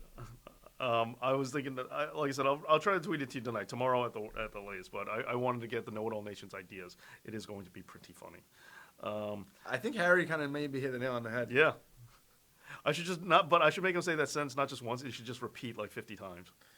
Yeah, no matter how long the bio is, it should just keep repeating over and over again. Yep, that's what I meant. Liv makes Sarah look plain and Ruby. Oh no. I thought, like I said, Sarah Logan was pretty cute. I was like, all right. I also think that since she came up to the main roster, she's been doing this whole like deer hunter, like wearing face paint, trying to look crazy kind of a gimmick. Yeah, Ben Espinosa, I've said it before. It's like, Toni Storm is pretty. I just don't get the big deal. Like, I don't get it. Degenerate, what question was that? What do you guys... Oh, okay. Look, if that's the case, that'd be great. WWE needs a little bit more of an influence in Japan. It'll be such a hardship, though. Like it will be. Like getting Stardom, they lost out on. What was the other company they were trying to get that they lost on? I don't remember. Was it Dragon Gate? I think so. Anyway. Andy Ruiz, if anybody needs to move, it would be AEW. NXT's been on Wednesdays forever. But if they get All Japan, that's a bigger company. Bigger history. It's like, wow, you wound up making this worse for yourself, guys. So you think like, oh, we denied them Stardom. Ha, ha, ha, ha. No, if they get All Japan, game over. They just got the second biggest company in all of Japanese wrestling history. Yeah. The only way this works is All Japan has got to get bought by New Japan. That's the only way out is if New Japan says, okay, screw it, we'll buy our enemy. Yeah. We'll get that thing to make Antonio Inoki will lose his mind. If New Japan buys All Japan and combines it, yeah. Antonio Inoki will just be flipping out like crazy. New Japan would get... Noah. It was Pro Wrestling Noah. That's right. Sorry. Not Dragon Gate. It was Pro Wrestling Noah. That would really oversaturate New Japan, though. With all I that would talent. laugh so hard because I've been saying it for years that New Japan is getting more and more All Japan like all the time. And hardcore, old school New Japan fans do not want to admit that, but it's 100% true. It is true. This would solidify them, and I'm just like, well, I told you it was going this way. NXT, it was Noah. Yes, it was Noah. Okay, hey, Dave, did you tell some jack-offs tried robbing... What? hey, Dave, did I tell you some jagoffs tried robbing out ATM machines? I'm sure that happens a lot. Wow, look at the comment above it. David Arthur, I am in love with a girl that is passed around the entire on Outcast every night. And the audience. I'm going to get a water and digest that comment because that was... He's trying, well, this is all fodder for the bio. It really is. That was good. What if I make him say that Christina Aguilera is a way better singer than Mariah Carey could ever be? That's a good one. Oh, he's so mad that I said that right now. Arthur, keep it up. Keep it up, buddy. Dave, did you see my comment about it? I did. I don't understand it. Was that a joke, or are you talking about like Teddy Hart bringing his cat down the ring, or the bear wrestling, which I've covered before? Mine was better. Hey, I can incorporate all these things, guys. Like, I don't have to just pick one. All Japan would be selling out. They would be. They really would be. 100%. Sarah Logan and Ruby Riott, do you know? Where are they? Nope. Wasn't my turn to watch them. Just want to throw this out there for everybody, and this goes for you too, Dave. Yeah. An FCW documentary on the network was fantastically done. I'm sure. I didn't get to watch it. Did they mention Richie Steamboat? Yes, they did. Oh. It would have been very Wes interesting Briscoe, to see what happened, where Richie went. I would have liked to see what would have happened if he was still wrestling. They said that they didn't think he had the same passion as his father did. And he didn't. Yeah, I don't think anybody had that passion though, because, man, Ricky was one of a kind. That is so ridiculous. People would know it was a joke. That's not the point.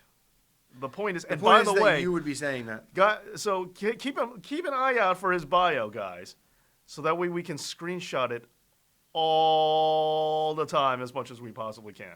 You're gonna tweet it every day, aren't you? I might just have Just screenshot it and tweet it every day. The Bellas were in the FCW. Yes, they were. Yes, they were. Okay, says Harry Flynn. Dave and Albert, did you hear that AT&T might be selling DC Comics if their next comic line doesn't sell enough? I did. Yeah. So we could be looking at a Disney owning both Marvel and DC. I doubt it. I doubt that'll happen. I'm also not necessarily... It would be foolhardy, but there's also rumors suggesting the idea that they might, instead of selling it, the company, they might be licensing out their characters. Right, like what Marvel did, to Fox. Right. For all those years. So it would be interesting. Yeah. As I was busy, sorry for being late. You're no thing to worry about. You're right on time. We were talking about Sarah Logan being prettier than a lot of people give her credit for. At least I was. We were talking about the Shayna Baszler look. And the Elimination Chamber, I'm not furious about the ending. I saw it coming. I'm not like some people who think it was the worst ending of all time. I get it. That was a Paul Heyman booking decision. I mean, yeah, a lot of people don't know this, but this was something he wanted to do with CM Punk back in that pay-per-view that we shall not talk about ever again. So this was just a way to book it. I don't think it was wrong. Now, I actually think it makes sense for Baszler way more than CM Punk. Apparently, that pitch meeting went something along the lines of, allow me to let you all know that CM Punk will be the first man into the Elimination Chamber and will make everyone tap out one by one to his Anaconda Vice submission hold, if you please. However, I do acknowledge that I think in cases like this, and I kind of in the Royal Rumble too, although it doesn't feel as long in the Royal Rumble, if there is a stagnation period, just let the next person out of the pot. I agree. That was a little that was I think they should have just been like, you know what? There's nobody left. Let's just bring in the next person in. Like the Royal Rumble, when you have that guy that chucks everybody out, yeah, there's some waiting seconds, but it doesn't feel as long as it did last night. Last night, like, I don't think they were going to the intervals. It was just, we're sitting there waiting forever, and it was just Shayna and Asuka babbling to each other. Yeah, it was anticlimactic. That's why I kind of said it was begging for a swerve, like just something. Especially because it was the main event. They're also, I mean, think about the participants in there. The only credible babyface they had in that match was Natty. And I'm just saying credible on the point of, yeah, maybe you could see Natty could get that upset. But you know that Liv Morgan wasn't. You know that Sarah Logan wasn't. You know that Ruby Riott wasn't. You knew Natty wasn't. See, a lot of people said Natty. I'm like, she had no chance. And I love Natty, okay? I also like that someone during the Chamber match actually called her Natty, too. And it's like, yeah, WWE has been pushing her as Natalya since forever. No one cares. She is always Natty Neidhart. And it will never matter. Don't you get it, WWE? Try this Natalya crap all you want. She is Natty Neidhart. It will never change. She just wanted to own the name, Dave. You know that. I know, but still, everyone seems to notice. Dave, you versus me, who wins? Dave. Me? If you're a DOA hitman, if you're already, Actually, no. Yeah, he's a DOA hitman. Yeah. He's a dead or alive hitman. Dave, So- you don't have a chance. no, but that means he's a hitman who's wanted dead or alive, right? So there's so many people after him. I'm in the clear. Yeah, but he survived all this time. I don't think. Oh, that's yeah. a good point. Yeah. That's because we But if you could have prime Ricky Steamboat in his prime now in a match with anyone in NXT or the main roster, who would it be? That's a great question. That's a great question. First thought is actually AJ Styles. Johnny Gargano would be a good That's one. not bad. Yeah, my first is the AJ. I don't get the lore. No, I don't. I'm trying to think. I want him to face a heel though. I know that we're talking. AJ's a heel. No, that's a good call. It's a good call. Balor would be a good one. Not bad. Not bad. I loathe when WWE changes people to having one name. I think it's stupid too. Yeah, Prince could have pulled it off because he was a Prince. Wrestlers, not so much. It's funny if they took Prince Devon and changed him to just Prince. Oh yeah. Oh wait, we can't do that. If we could, we would have done it for the Velveteen Dream. Maybe he was from the faction DOA. Maybe it's a reference. I don't remember what Suicide's favorite was. And Hitman Absolution. I played Hitman Absolution. And out of all the Hitmans, why Absolution that you're going to reference? They sorry that I mentioned these. No. It's okay, buddy. Don't worry about it. See, Samurai Productions, it didn't really bother me so much when they changed Murphy's name back to Murphy because he was Murphy in NXT for such a long time. I think Buddy's a dumb first name.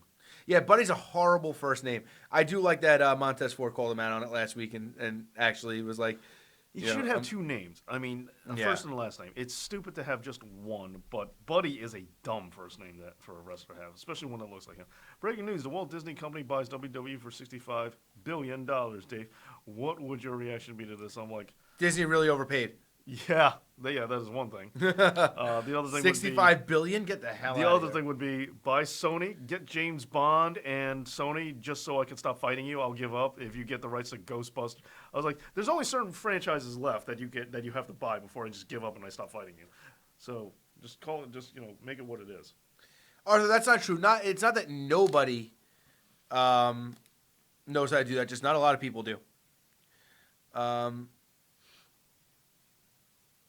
Oh, I didn't realize that Suicide's finish was called a DOA. I completely forgot about that. See, James, I wasn't too big. I mean, taking Andrade's last name wasn't really that big of a deal. I just always find it funny that they took away the CN nickname, and the only mention of his name in his theme song is CN Almas, which I think is hysterical, and they haven't changed that. I also do think, and I don't know if anyone else has noticed this. I've said this on the live stream before. Heath Slater's theme song is just is the 3-man band theme song with a different intro. So his song still says that he's in a 3-man band.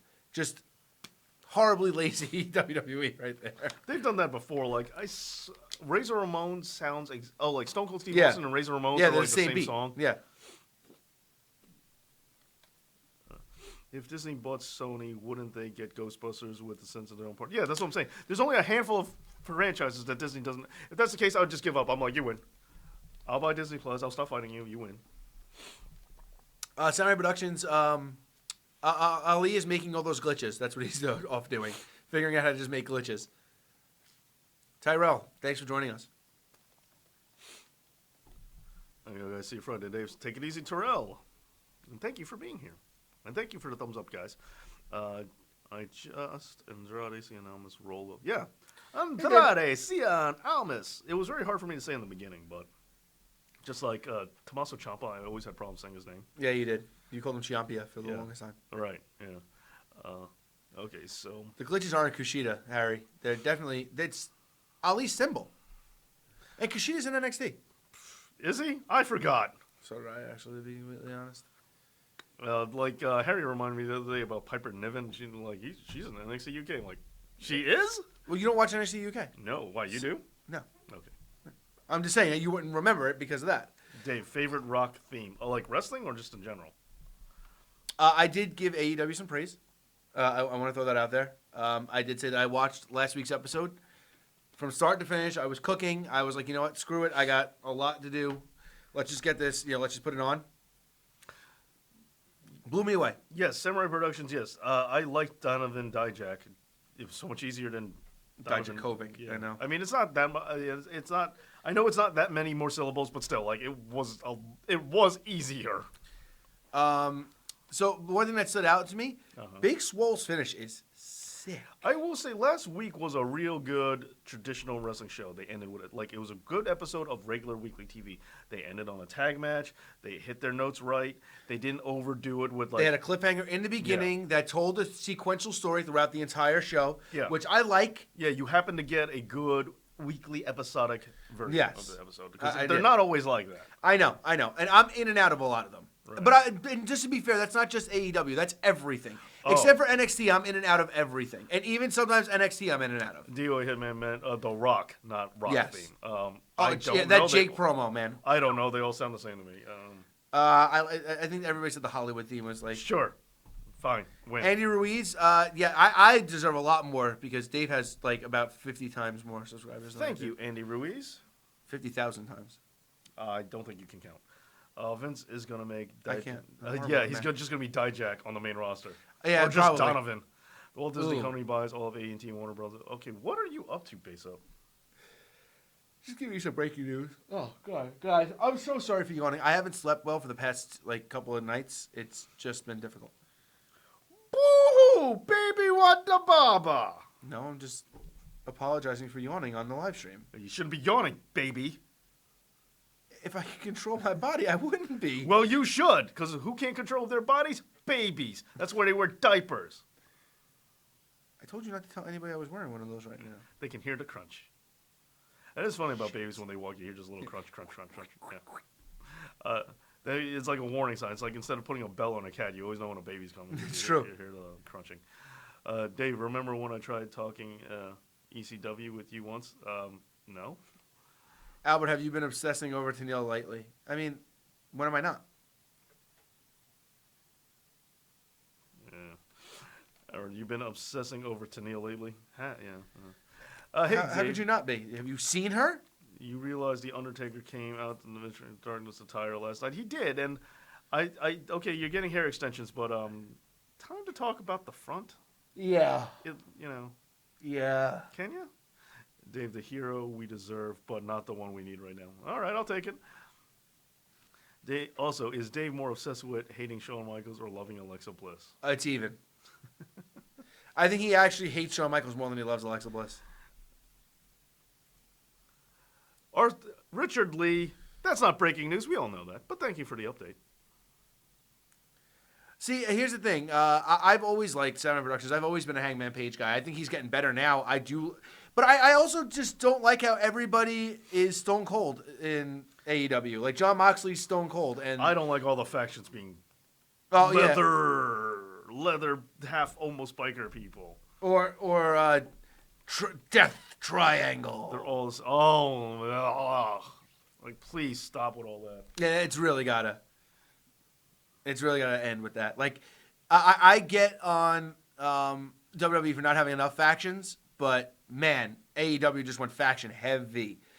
I do have to say though, I am going to the Match Beyond. I am going to Blood and Guts. I'm really excited about that. I want to go. So a couple of my friends asked me if I wanted to go. They were getting tickets. I said yes. So I am really excited about seeing a War Games match live in front of my face, which is going to be really nice. I have for this company right here. Really? Yeah. So that's awesome. Yeah, I'll tell you a story later. Base up, yeah. I mean, there's comparisons, but there's this thing, and I have this theory that AEW was actually just 90s WWE, just repackaged in a glossy, under a new glossy banner, under a black leather banner. Yeah, oh, that too. I mean, the Dark Order is basically the Ministry of Darkness. Moxley is like Stone Cold, and I say that not because of him. He's going around flipping people off. He's a renegade to the establishment. MJF is going around flipping people off. Right, well, that too.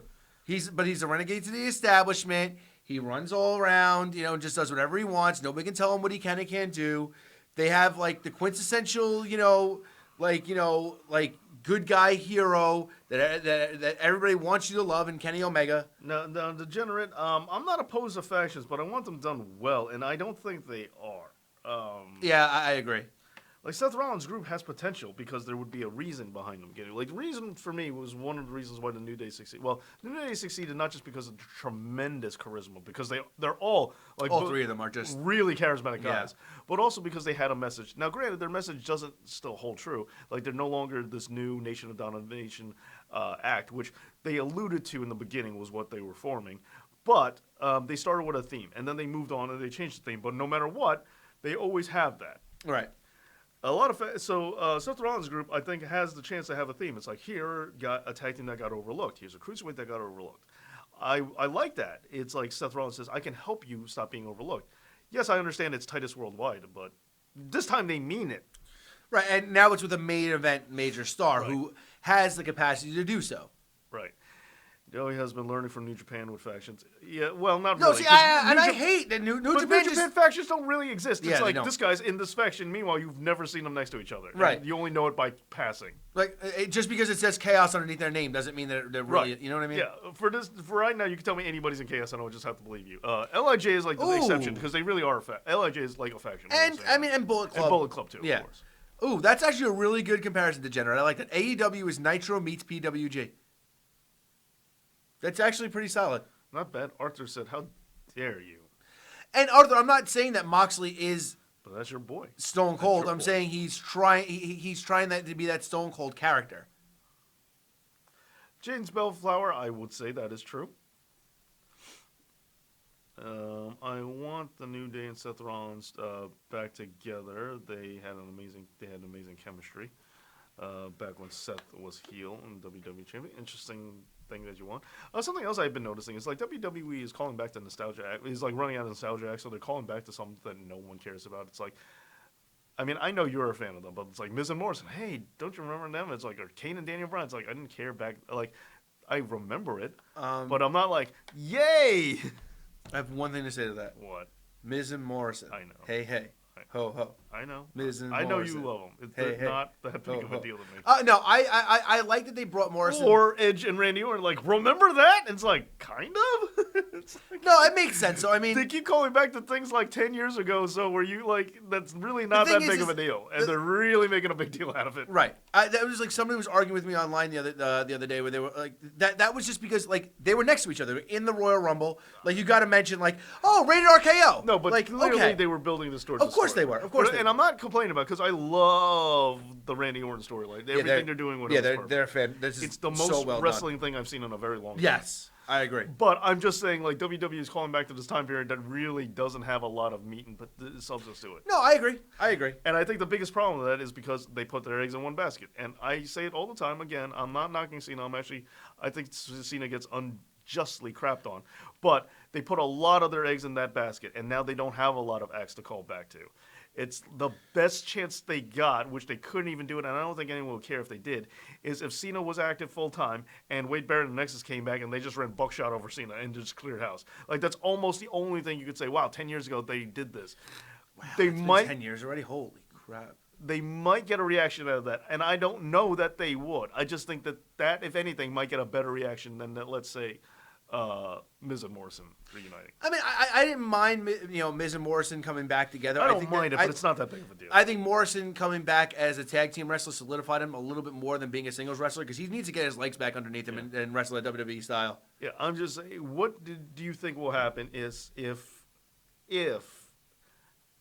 Wade Barrett comes back with Ryback, and they utilize Heath Slater, Daniel Bryan's with him too. And Well, Bryan doesn't have to be. He could be in and out. He could no, be the but fringe guy. he doesn't have to be. But I would like it if he was. I would like him to be the fringe guy. It I'd would like give him the to new be group some. Well, yeah, it would give him a little bit more credibility because you'd have to bring back Michael Tarver and Right. Curtis Axel Right. and Yeah, and if Bray- they just brought these guys and they just ran Bray buckshot. Wyatt? No, yeah, you can't do Bray Wyatt. well, that's You my have- thing. You have to put them on Raw, and you have to let them just run buckshot over everybody. I mean, if we're going the original, it was 7 originally, right? yeah, but do you think that would that pop you? Would you get something? Oh yeah, if they all came out in the Nexus shirts and Tarver came back in that little thing, even though he was horrible in the ring and really couldn't do much else, but it was still a cool thing. And they could even say, and Wade Barrett could even say 10 years ago I said it was enough. It was time for the new guard, and it didn't happen. And this is what you got. And here we This are was 10 years exactly what we were talking about, and now you know. This time we're not backing out. We're not taking no for an answer. It's time to make this company what it's supposed to be, and it's through us. It would get me. Otunga, yeah, well, yeah. Well, Otunga would have to be there too, unfortunately. But can he still wrestle? I can't see why not. I don't think he got hurt. I think he just doesn't want to. But Next Fashion I thought was kind of doing their own thing was when Punk was doing this. Oh, the Straight Edge Society was great. I loved it. I thought it was an odd choice that when you're moving to the PG era, you were going to turn the straight edge guy into the heel and Jeff Hardy into the hero. I'm like, you're trying to go PG with this. This seems like an odd choice. Yeah, but It seems counterintuitive. The stance on addiction has changed so much, and then people But are still, starting to see you're it trying as a to disease. appeal to children. It was Agreed, a weird thing. Agreed. But that's the whole thing. You know, you can That teach, was not the stance they were taking on. You can teach children. You can make mistakes and come back. That from was them. not what they were trying to teach you with the Straight Edge Society and Jeff Hardy 10 years ago. That was not their goal. What the hell was their goal? Jeff Hardy single star. Should they have Bryan? I would like Bryan to the Nexus only if they brought it back, just because he has a little bit of validity to them. That's what I would like. They couldn't have because John Cena isn't there to blame. They would have Heath Slater and David Otunga in the same faction. What are you talking about validity? Yeah, what am I talking about? And Justin Gabriel will have to come back too. Yeah, Daniel Bryan I think would add a lot of credence to it, and I don't think he should be the leader. It should still be Wade Barrett, but I think Daniel Bryan would be a good number 2. Like he would be the second in command kind of guy, or like not the enforcer, but like what Arnold role was, not the physical enforcer type. That's still Ryback, but he would be the guy to be just the other dude there. Would Ryback have to go back to being known as Skip Sheffield? No, please no. I just want everybody to start calling him Skip. Wade Bryan was that's right, James. It's the best that we forget that about Wyatt. Should they? But that's where I'm saying they couldn't do that because John Cena isn't there to blame. No, Arthur, I know. I said if John Cena was there more often, I think that would be a big thing. Or if that was just how they sent Cena off, that was just one thing they did while Cena was there. Like he is their ring general. I get you. Yeah. That's what I would like. I mean, don't get me wrong. I'm like sour on the Nexus, and I will be like forever. So of course I'm rooting for this just because I want them back. But still, Richard Lee, I think the ladder match is going to be the U.S. title. I think it's going to be Mysterio, Garza. What's his name? Carrillo, obviously Andrade, Ricochet, and somebody else. Yeah, Bryan and Gulak being attitude isn't bad. Just because did you happen to see that match last night? Of course. Yeah, you're talking about Gulak and Bryan, right? Yeah, very, very good. Yeah, I thought it was excellent. Very surprisingly good. It was probably the best match. Good. Because we didn't know what was going to happen. They announced it the week before. Before. Oh, I'm sorry. You don't watch SmackDown. You're right. But it was either way. It was a nice surprise that they added that, like Drew Gulak. Like it seems like a random thing, but it was good. It was probably the best match on the show. It was, hands down. I think it was the best match on the show. I think they started off hot. I think that the first match was really good. I think Carrillo and Andrade was good. I think that the Elimination Chamber match was good. I think Black and Styles was good. I think that the first couple of matches that they did, they were all really. Problem is too many repeat matches. Well, yeah, I'll give you that. We saw Seth and Buddy Murphy going against Street Private Profits. Party. I mean, Street Profits. They were Street Profits before Private Party. I know, but I look at them as watered down Private Party. Yeah, That I'm doesn't make biased. sense. I'm biased because you I are. like Mark Quinn. First of all, Mark Quinn and Isaiah were I know, you're cool with them. I get it, Dave. So, I yeah. get it. So yeah, all right. But anyway, I'm just kidding. But no, I do like Street Profits. But Street Profits were. It would have been fine, except we saw this over and over again. This is only the second time we've seen it. Third. Is it? Yes. And Andrade and Humberto Carrillo. You're right. Same thing. Yeah. It's like, dude, we've seen this over and over again. Enough. I really like the Otis and Dolph stuff, except I think Otis got a little more out of Dolph than he should have. I thought he shouldn't have touched him at all. Yeah, I think Dolph should have just kept getting away. Yeah, it was almost perfect. And it was the only storyline that he really had to develop in that cage, which I thought was a very odd thing that was the case. And I like the way that they did it. Yeah. I like that he went through the cage, he went outside, that left Tucker by himself. And man, Tucker showed off last night. Yeah. Good for him. Arthur, I'm just kidding because I'm I'm a big fan of Private Party. I'm just, yeah. And, my close personal friend, Mark Quinn. He is a very cool dude, I'm just saying. I thought I was the only one who likes Private Party over Street. No, I'm the same way. No bring back Husky Harris. No. And have the Nexus destroy the feed. Yeah, well, if you were ever going to make the fans mad, that would be it. I want to ask you this. This might stir up some controversy. If he goes, yowie, wowie. I'm going to have to go back to being Husky Harris after Goldberg beat me up so badly. And Oh my God, that the would be fans great, would lose their actually. mind. That should be great. Their fans would be so mad. They would be. So what were you going to say? So your boy, Uncle Dave, gave the AEW tag team match 6. Of course he did. Meltzer First of all, he's not my boy. I just think you are overly harsh on him. No, I think he sucks, and I think he's a cancer to the wrestling industry. And I think that's preposterous. I don't think so at all. Let me ask you something. Yeah. With the exception of a weatherman, name another. That's what he is. He's actually. I'll take it back. I'm just not even put it in a question. Dave Meltzer is the wrestling world's equivalent of a weatherman. Consistently wrong, but we still turn to him for information that we want to think is right. He gets right more than you give him credit for. He doesn't get right more than I give him credit for. He gets right sometimes. And every time I bring it up, he goes, "That doesn't matter. That doesn't count." What, the Dolph Ziggler thing with Goldberg? That was the first Okay, one. that's one. It was just the first one I kept track of. The first time I said, because when you said that, I'm like, all right, the next thing I hear that Dave Meltzer reports, oh, that's way in advance. Like, not something that's like, because I know you say sometimes it's obvious. So I want to find the first thing that was like pure speculation and innuendo, and that was Okay. the first one that came That's out. fair. That came He true. got one right. Good It for happens him. more often, but I said it before. The steroid trial, he was a very big part of exposing those businesses with steroid trial, and that was important. That was really important because overblown steroid guys is problematic. And if we didn't have that other side of the report, if we were just getting it from Dave, from WWE side of the view, then things might not have gone the same way. I understand that Vince did not suffer jail time for it, and I'm not saying he should have. But being aware of what it was like, the steroid culture of the time in WWE, WWF, was important for exposure's sake to change it for the better. Sure. Dave Meltzer still sucks. I mean, look, I'm the first one to agree that when it comes to the Omega and Okada stuff, I think it's wildly blown out of proportion from him. I'm the first one to say that. I don't agree with his match ratings at all. Richard Lee, I love what Baron Corbin said about Meltzer. If I was Baron Corbin, I'd say that too. Did you hear what he said? Yeah. And tell me that's not wrong, though. The guy preaches negativity. If you say so. How am I wrong? As I said, Anything he says, I said, every time. when his first big break was the steroid trial. Okay. And that was that was very important. Like, look, it didn't come soon enough but it was very important to the wrestling industry. And when we have guys who are steroids is much less apparent today. And yeah, other factors like Benoit unfortunately contributed to that. But it was something very important. And to me, that was the big one. So that's what I think helped and benefited the industry was that happened. It was very important. Okay, is that's my first fine. and foremost thing. That's fine. And two, the other thing that we can prove that wasn't even reported by him, because it was reported by outside sources, is that when he got hospitalized, wrestlers were calling the hospital to make sure he was okay at the time. That has been reported, not by him. Oh, no. Of Wrestlers course they care did. about him. Yes. That's good. Not now. Wrestlers in the old days cared about him because they knew that if they fed Meltzer information when they were going to look for a job, they can just slide their name in there into his little newsletter and give them a little bit of a plug so that when they went to WWE and said, "Hey, look, everybody's on the internet talking about me," and that's good. Yeah, they used him. They don't care about him. They used him. They used him to get what they deserve.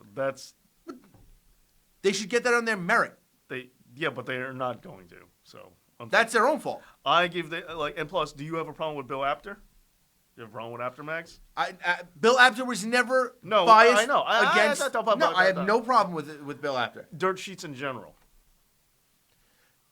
Nowadays, yes. Yes, I do. Because they skew certain ways. And I don't like when they skew either way. PWI, do you have a problem with? No, I think they're fair. I think they're more biased than everyone else. I think what?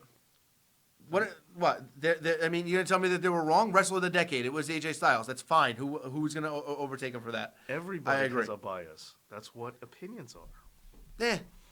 I'm tired of people saying that MJF is just the Miz with attitude. Yeah, I don't think that's true. I think that MJF is. I think the Miz is really good at generating heat, but I do think MJF is better. As the Miz grand in hand goes, I think he's a better wrestler than Miz too. So here's the point that I wanted to make. The question I was asking you, and then we'll dig deeper into the Meltzer situation too. Do you agree? Best tag match that you've ever seen? No. Okay. I agree with none of his ratings. I can't even name one. No, I'm sorry. Brett versus Austin, WrestleMania. was 5-star. That's closest I will admit to agreeing with. My problem is it's not my favorite of the two. I know. I like their 1996 Survivor Series match better. So do I. I think it's a better wrestling match. It's a better match overall. Right. It's a wrestling match. I really do like the WrestleMania 13 match. Don't get me wrong. Oh, no, I it's really so like amazing. it a lot. Yeah, but I like the Survivor Series match more. Bruce Pritchard says the same thing. I completely agree. I think There are a lot of people do. Yeah. But that's the closest to anything I've agreed with. CM Punk and John Cena, I was glad for the moment, but that was not 5 stars. The story, contributed well, to he it. He takes that into consideration. The hype to it is like a factor for him. For me, hype is a minimal factor into it. Yeah, because at the end of the day, you're talking about the single solitary match. The match got 5 stars. If I rewatch it on its own and forgetting like the Raws leading up to it, will I still like it? If I skip that match on the WWE Network and it starts at ding ding ding, the following contest is scheduled for one fall. Yeah. Is it 5 stars? Then that's it. Right. I don't. What got me there was it great? Sure. Yeah. I mean, I take it into account, but not minimalistically. It's not a major component of it. Yeah. And because but like, there are exceptions to it. Like the Wyatts versus the Shield. The first time, you don't have to watch the lead up to it. I mean, yeah, you could watch the video vignette where they hype it up, like the recap. But if you just watch from the first entrance, there is the feel in the air. There is something about this night. You don't even have to watch the Raws and the SmackDowns and everything leading up to it. You could just watch with the entrance and like, well, this was important. Yeah. And also, aside from that, if we had to incorporate the hype and all that stuff, then unfortunately, I know there are a lot of matches that you won't like, but hype-wise would get mentioned, like Hogan and Andre, Hogan and Warrior. Hogan was good. Hogan and Andre, Hogan Warrior. I agree. Look, I don't like the matches. Right, but that's what I'm saying. But like, the hype, adds to the to it. And somebody actually mentioned that too. If hype is a minimal factor, then Hogan and Warrior is 2 stars, and that's being generous. And that's kind of where that's where I put it. That's actually where I put it. Yeah. Nikki Bella was named not 150 times. I gotcha, buddy. The Raw. Okay, so but just to let you know, again, we'll watch the 3 Nikki Bella matches on Friday. You'll let me know that day which ones you want to see. Have them be something on again, making sure there's something I can find on the network. And if it's on like a Raw or something like that, let me know what date, so I'm not looking for it like an idiot forever. You got to tell me what date, what specific time to watch, Harry. The Raw February 2000 match is better than Money in the Bank, in my opinion. Yes, it was. Absolutely agree with the general on that. The February 2013 match is better than the Money in the Bank match between John Cena and the one with Punk gives Cena the pile driver. Yes, absolutely. 100% yes. Yeah. I could not agree with that statement more. Oh, I love that match. Yeah. It was pretty funny because I remember when I was watching, I'm like, did we get match of the year already? Yeah. Or are we just ruined for the rest of That's the year? it. Everything We're else spoiled. is going to suck. I said the same thing with Styles versus Cena. And the Royal Rumble match. I mean, all right, so that's it. The year's over. We got match of the year. I didn't really care for that match. I don't know why, but Finisher, reversal, finisher, reversal.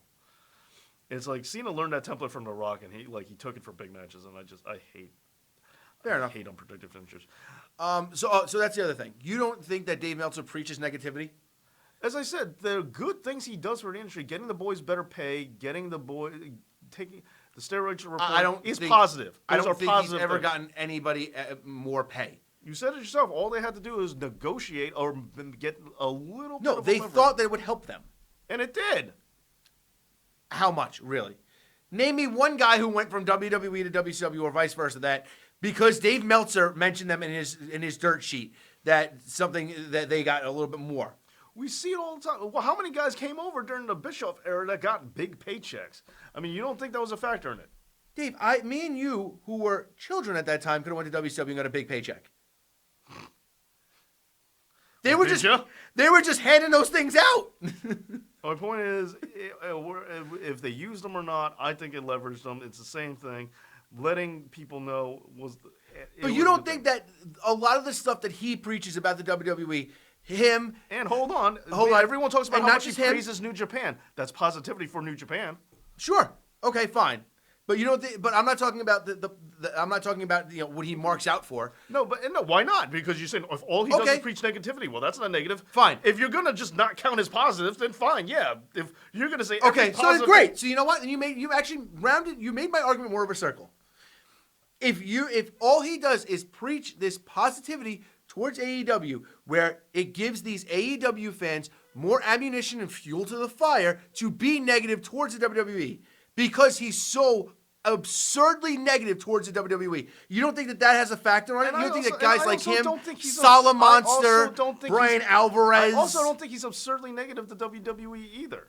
Can you name me one compliment he's given WWE and that you've read? Andrade and Cena, Andrade and Tommaso, Andrade and Johnny Gargano, they got 5 stars? Or I said WWE. I didn't say NXT. Oh, NXT doesn't count. No, NXT doesn't count because it's the marked version of WWE. And even if he doesn't, so what? It's, as I said over and over again. It's a negative bias towards a company, which gives all these other people this ammunition. And you have a negative bias the other way. I do not. Yes, you do. When have I said anything negative about AEW? That wasn't factually true. Their women's division isn't that good. That's a fact. No, it's not. Yes, it is. That's an opinion. That's a fact. It is not. You don't know what the word fact means. Well, plus, as I've said over and over again. Name me one good thing about the AEW's women's division the entire time it's been booked. Progression. They are very progressive with Nyla Rose, my friend, winning the championship. Okay, I said with the way it was booked in ring. That's the way booking, and she won it in ring. Was the match good? I mean, I don't think so. Was the division booked good the entire? Has it been booked good the entire time? You realize time? you're fishing for a very specific type of compliment. I'm just saying. You know what I'm saying? I'm just saying. You want very specific things. What have I outwardly said anything negative about anything about AEW? Have I said AEW sucks? Have I talked negatively about any of their talent? Have I said that their when show has Dave sucks? Meltzer said WWE sucks? Straight up, exactly like that. If you want to say, when do I say that? When has he specifically used those words? He hasn't used the word and neither sucks. have you. And just like you, that's not what you're outwardly specifically saying. But you're kind of saying it's not. I have nothing. I have nothing negative to say about AEW. The only thing I don't like about AEW is that their matches can be skewed towards being spot fests, and this whole new version of indie style. And that's okay. But it's and look. But I'm not saying it's a negative. I'm just saying that to me. I said, I don't like that stuff either. Right. But he loves it. He gobbles that crap up. Fine. And I understand that. Big deal. And I understand that. Are you promoting a negativity right now because you're doing that? Are you promoting negativity? No. That's what I'm saying. I just said, and I said it over and over again.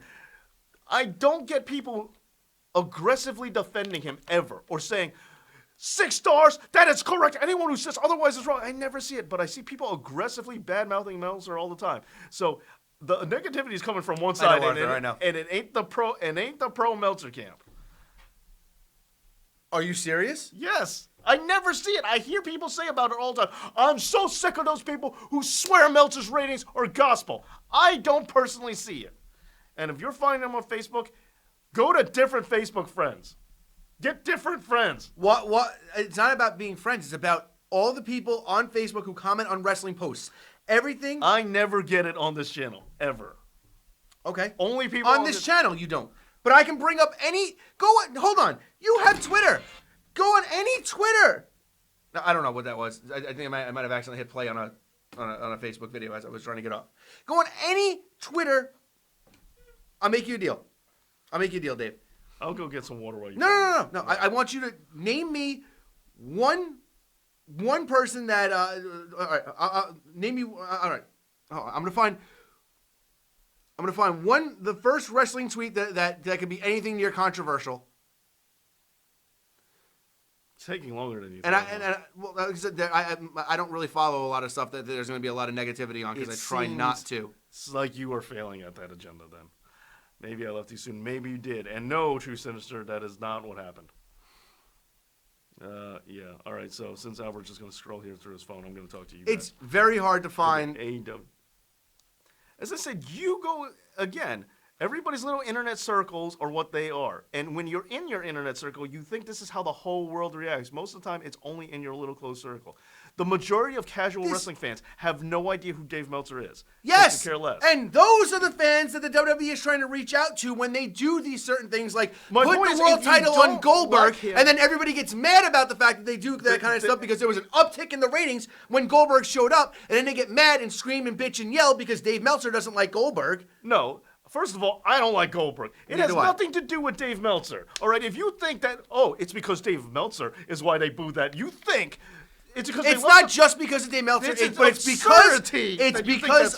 because of the portrayal that what he portrays and what he preaches to all these people. Guarantee you, if Dave Meltzer never existed, the fan reaction to this would have been exactly the same. They love the Fiend. They don't like Goldberg. Wholeheartedly disagree. Of course you do. All anybody does is complain on the internet, Dave. And most of it are a lot of people who are in love with Dave Meltzer. It's amazing that you see, like I said, you put way too much onus on him. You think he's way more important. The people who hate Dave Meltzer think Dave Meltzer is way more important than he is. The majority of wrestling fans have no idea. And yeah, the serious, like psycho wrestling fans like us, of course we know who he is. But your regular average casual fan has no idea who he is. I said so myself. I've been to the Wrestling Observer website like once, and that was only because of one of the Meltzer videos I was doing, and that was the only reason I went there was to do research on the specific episode I was doing. Like I don't follow the Observer. I hear the most of the stuff I hear from him is from Wrestle Talk. That's when I hear when Ollie Davis or one of them from Wrestle Talk is reporting about it. I'm not. And that's what I'm saying. Like, he's not that big of a deal. He's not that important to the wrestling community. Nobody makes that big of a deal about it. I understand that, like, the 5 people you know of. Dave, look at any. We're waiting. Yeah. What happened? I was waiting. Look at any. I got here a while ago, buddy. Newsfeed. Anything like Wrestling Report, it is always as reported by Dave Meltzer. As reported by Dave Meltzer. As reported by. So yeah, you're saying that he doesn't. You seem that he's not that big. But anything that anybody ever talks about is originally reported by Dave Meltzer. So yeah, then when that happens and he goes on his stupid damn radio show with Brian Alvarez, who's 10 times worse than he is, and they have a discussion, they crap all over everything that WWE does, and his fans eat it up, and the internet wrestling community eats it up. EWS, the regular fan does not care about Meltzer. That's what I'm saying. Like, it is not that big of a deal. He is such. The regular fan isn't on the internet bitching about wrestling. Then maybe you shouldn't go on the internet. I should stay away from the internet? You're doing altogether? He said, you're doing it yourself because you keep following the things that make you mad. You're following whether you think you're avoiding negativity or not. You're following it straight and narrow. You're doing it to yourself, buddy. So it's hard to feel any sympathy towards you. Most people don't care. And I'm sorry that you really think Dave Meltzer was a crucial factor in the fans turning on Goldberg's decision, because it really wasn't. It's not. I'm not specifically saying that. I'm saying it's that fan base. I'm telling you straight up, that was not the fan base. If Dave Meltzer did not exist, the fans would have been mad that Bray Wyatt lost the Fiend, the character they love, lost the belt to 50-something-year-old Goldberg. How many times in the Attitude Era did something like that happen when nobody bitched? Everybody was like, all right, okay, it happened. Give me, name it. Go ahead. Tell me in the Attitude Era when a 50-year-old part-timer. I'm not saying it was exactly the same, Dave. But how about this? How about the finger poke of doom? WCW, but okay. And people bitched about that. People now bitch about it. Back then, do you I don't mind it, but do you remember anybody who really said a lot of negative shit about that? Yeah. I don't. I mean, I liked it, but, You're a weird human being. Well, you didn't like it? No. Oh, yeah. I forgot. Horrible. Oh, because Hogan won. Of course, first of all. I liked that they reunited. I thought that was good. Look, I get I like it. Yeah. I don't like the way they did it. That was whoa. The other thing, though, that I bring up when people talk about it, if you don't like the finger poke of doom, well, I better hear you complaining about when Triple H and Shawn Michaels did it first, because people seem to forget that one. European title, best friends, wasn't for a world championship, but it wasn't promoted as. But again, this huge, big, life-altering. This is the greatest night in the history of our sport. It's different. It is different. But like I said, I like that they reunited. I don't like how Shivani handled it. Number one, that's a problem. Yeah. I watched Raw instead. I will also point that out. At that moment. But I didn't have a problem with it. They reunited. How else are you going to reunite these two Whoa, hold on. Yeah. Zack Ryder and Kurt Hawkins might be breaking up. Oh, no. Hey, I'm a big fan of both of those, and I like their podcast. It's very important to me. I need to know. Meltzer's opinion doesn't matter to me. That's right. It doesn't mean to most people. The only people it matters to is people who hate him. That's really those are the people his opinions mean the most to. Go to best finished business. I won't go that far, but I just didn't think it was like a big deal. Like, how do you reunite? See, one thing I hate is when we have a swerve where it's like, I'm not saying they could have done this either, but where you have like a team match, 2 teams, right? And one guy's gonna swerve, but during the match they fight he fights the opposing team, and then at the end, like, or when Eric Bischoff got powerbombed through the table, but he was in the NWO the whole time. Like, that's just plain stupid. The Pete Dunne and Roderick Strong versus the Undisputed Era match. So, yes. I agree. So, like, what else are they going to do? So he finger poked them because they're not really going to fight. They're not going to fight for, like, 10 minutes and then let Hogan win. Like, how else were you going to convey them coming together? True Stacer, what difference does it make when it happened? If the finger poke of doom happened on Starrcade or it happened on a random Nitro, it's still a horrible decision. No, I get what he's saying. So then Goldberg, I get what he's saying. Goldberg, what if it happened at the main event at Mania? Goldberg beat the Fiend in a glorified house show, right? So it shouldn't matter that much. No, if the finger poke of doom was the ending of Starrcade, I would have lost my mind. You know what I mean? Or if it was like the main event of WrestleMania and it ends up, right, I would have lost my mind. That's fine. Like that, I get. Then that's fine. So happens on Nitro is better than it happening. Like I would have, like my opinion on it would be different. So on a show that most wrestling fans say don't matter, they shouldn't exist, should never happen, they're not going to watch them, they don't exist in their mind, then Goldberg beating the Fiend shouldn't have been too big of a deal, right? Nobody still takes it'd be one thing if that was only there and only there and never happened. Look, again. I said it before, and I'm going to stick to this the whole time. The Fiend should have never won the world title in the first place. The WWE handcuffed themselves by doing that. I agree with that. They that. had to find their way out of it. Was it the choice right? No. Did they go with what they felt it was the only way to get out of it? Yeah. Because what else is there? Bray versus Cena for the title wouldn't have worked. Yeah, Bray versus Roman would have made sense, but then what? Cena versus Goldberg? What the hell is that going to do for anybody? The way they had to book WrestleMania, they had to get the belt off the Fiend. They had to have Roman win the belt in the main event. They had to have Cena versus the They Fiend. don't have to have Roman win, and it's not not in the main event. You're right, not in the main event. And they don't. But Roman does have. No, he doesn't. Yes, he does. I don't know. It's a full year. He hasn't had one title shot. Hasn't sniffed the main event. He deserves it. He earned it.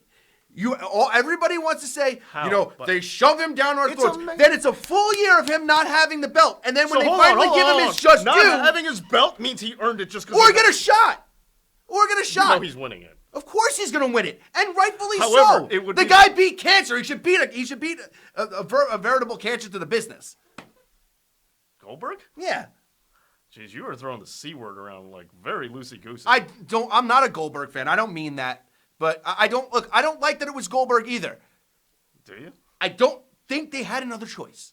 It's amazing that you feel that way. Like, of course, they don't have to put the belt on Roman. You realize that. They have a roster full of people. It's not a mandatory need to give Roman the belt. I know you think it is. No, he deserves the belt.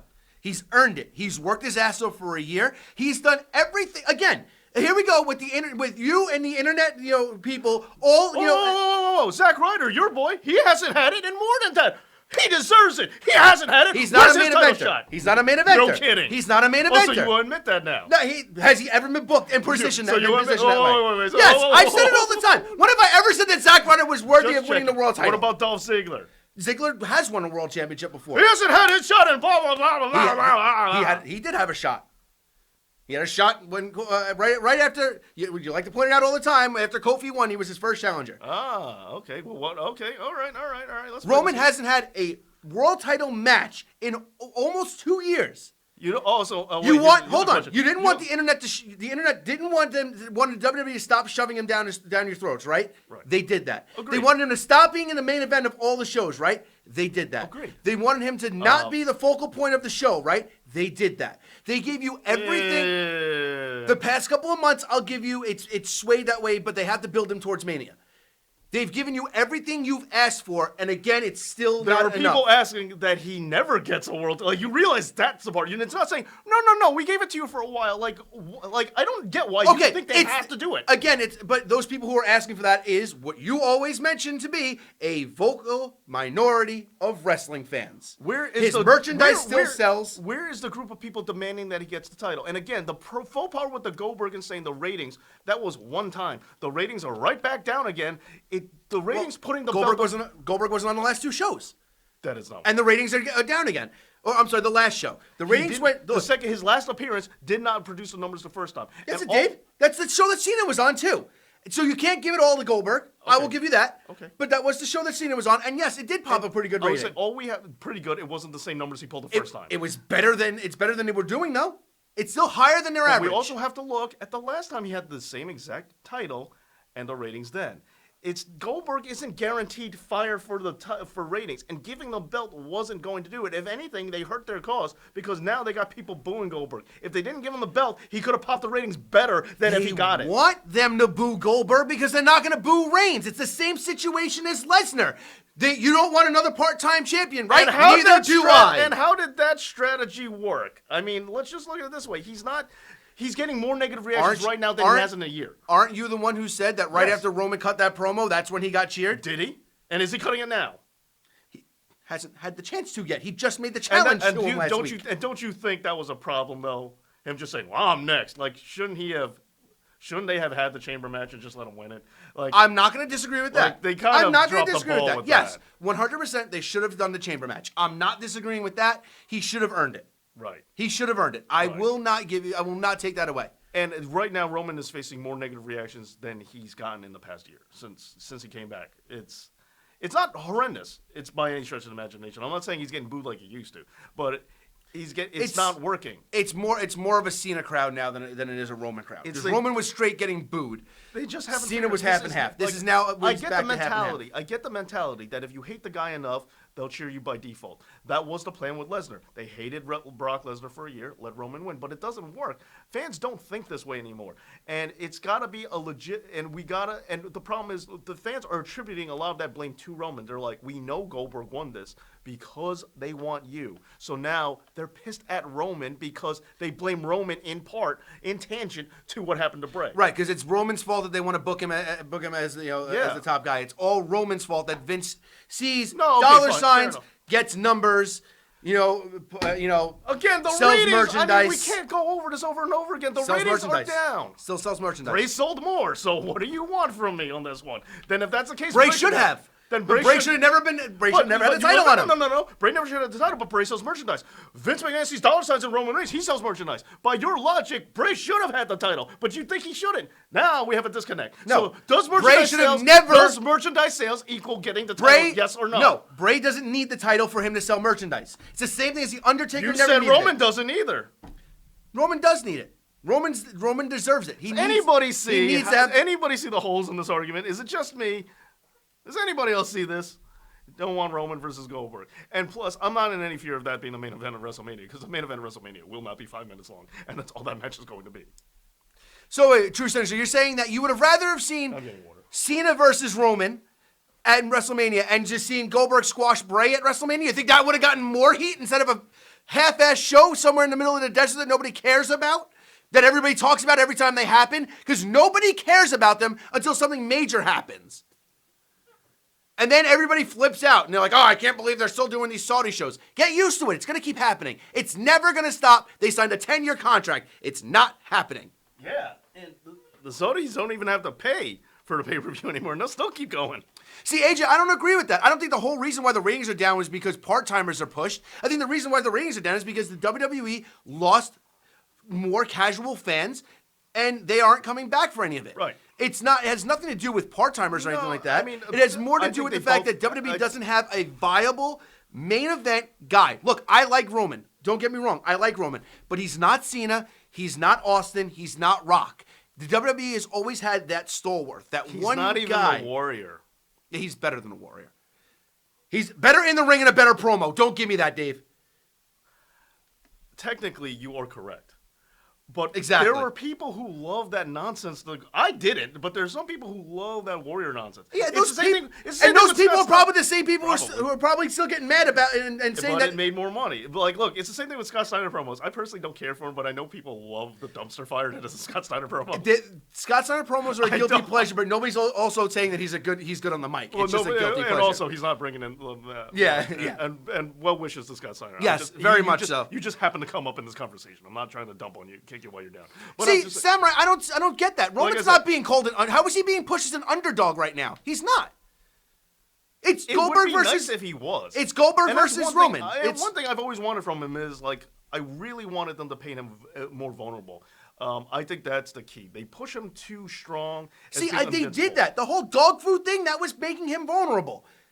They embarrassed him. That's not what I mean. I get what you're saying, but that's not what I mean. But I mean, like, I would like it the idea that maybe he's afraid of something. Like, if they did the Fiend thing where he honestly was scared of the Fiend, and it was like conquering your fear, then that's a story arc, an emotional arc we could get behind. Or if there was somebody pointing out, dude, like if they straight up say, you ain't got no cardio, all I got to do is last 5 minutes and you're done.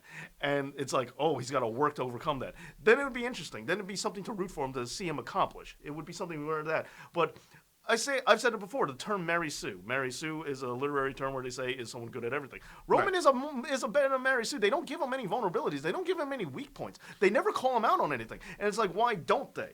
The closest they ever got was when Cena called him out on it. I think they undid it. But that's a Vince theory too, because Vince did it with Hogan, he did it with Warrior, he did it with Cena. But the difference is that Hogan was great at cultivating sympathy. Hogan and weak. I'll give you this. Hogan did it with Andre. Hogan absolutely did it. Undertaker too. Okay, and for a very brief period of time, King Kong Bundy and Earthquake. I know it didn't last very long. No, it really didn't last long. But he did play like he was afraid of them, and they were big men who were going to stop him. Right. They did play that up. But Warrior, except for the Snakes thing with Jake Roberts towards the end of his career, they never did that. But I don't like, you see my pattern here. So these guys were able to show vulnerability, and I think that's a key. I think it's how you get sympathy on people's sides. It's like Roman. I give you that, James. That was a real life thing. I'm not telling you that Roman Reigns is an unfixable dumpster fire, like a lot of the internet wants to claim that he is. Yeah, I know it seems that way, but I have noted he is improving. His cardio is getting better. There are bits of improvement. There are things I think he as a man could do to get over a little bit more or endear himself to the crowd a little bit more. There are things WWE can do to endear him to the crowd and get him over a little bit more. Well, and that's the company that really needs to, more than it is Roman. Roman's doing what he's asked. I get the strategy of Goldberg. I get it.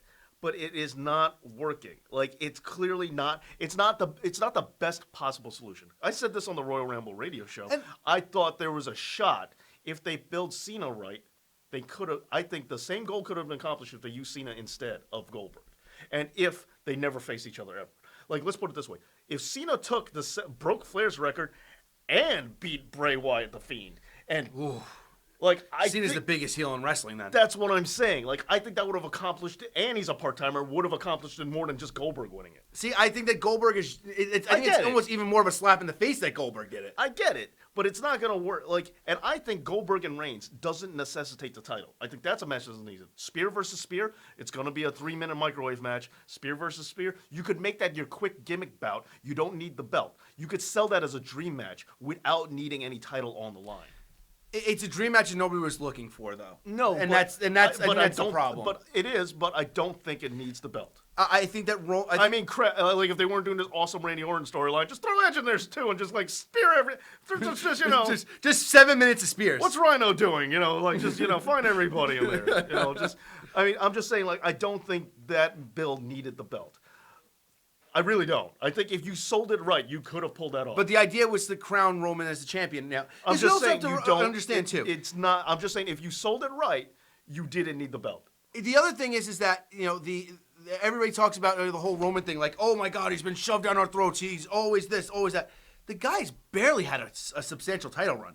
The guy keeps winning belts, and then they keep taking it off of him, pretty easily, and not giving him the run that he needs. Remember when John Cena won his first title, he held it for 380 days. In terms of the titles that he needs, that kind of thing is over with because WWE has forgotten how to book title reigns, and I've complained about that. You're not kidding. And AJ, I saw your question before. I don't think they have him yet. No, I don't think they have him yet. The face of the company, right. They don't have. They don't have the next level guy. But if you're gonna say out of the guys they do have, who can we work with or whatever? There's only one guy that I can really name. Velveteen Dream. Dude, yeah. All right, yeah. That was terrible. Let's try that again. Yeah, let's do it one more time. Yeah. That's it. That's the only guy. The only guy, because he's got charisma. He can wrestle. He's homegrown. It's everything WWE wants. It's everything the fans want. He's really that amalgamation of the two things that everybody wants. And personally, I know it from my experience. And here's another example where AEW is dropping the ball. Arthur Pryor listened because he says I never say anything bad about AEW. And it's like, I do all the time. You do all the time.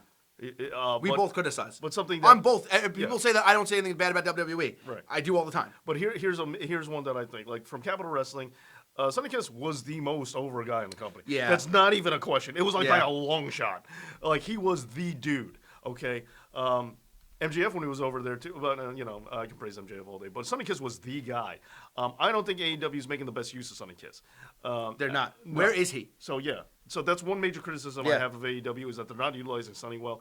Am I biased because that's my promotion? Yes. But even still, where is he? Why would Right. you? Why do you? It's the Right. same thing. Everybody likes to say, "God, I can't believe WWE signed Eric Young and doesn't use him." Why aren't you getting the same thing out of AEW? I'm saying the same exotico kind of, the flamboyant kind of wrestler. That is something that I think society is looking for now. Dalton Castle's success. Yes, I think absolutely. you can make that guy with that kind of gimmick, with that kind of character, you can make them the face of the company. And that's what, maybe they don't want to make Sonny, maybe they feel that they have their other agendas for AEW with, Moxley or whoever. Maybe they're not ready for Sonny. Just the elite. I get that. But put him in general somewhere more prominent. Just give him something. Yeah, I don't think they're utilizing him as well as they should. But Velveteen Dream, is it? They're going in a specific direction in NXT right now, but I think it's a misstep. They're not giving him the title because I was asked this on Friday. Why do I think NXT is continuously losing the war to AEW? I think the problem is they're not leading with their biggest guns. I like Adam Cole, I do, but he is not their biggest star in NXT. He's not. Arguably, Ciampa is a bigger star. It's Ciampa, Gargano, and Dream. I'm sorry, Gargano is a bigger star, but Velveteen Dream is the bigger. It's those three. Is the star of NXT. Maybe Balor. Well, Balor's just. I know, but whoever you want to throw at it. My point is, it's not yeah. Adam Cole. I know. I like Adam Cole a lot, but it's not Adam Cole. I'm sorry. I love Adam Cole, and I said this all the time. But he's not the dude. If I was going to be a professional wrestler, I would wrestle exactly like Adam Cole. That's who I would be.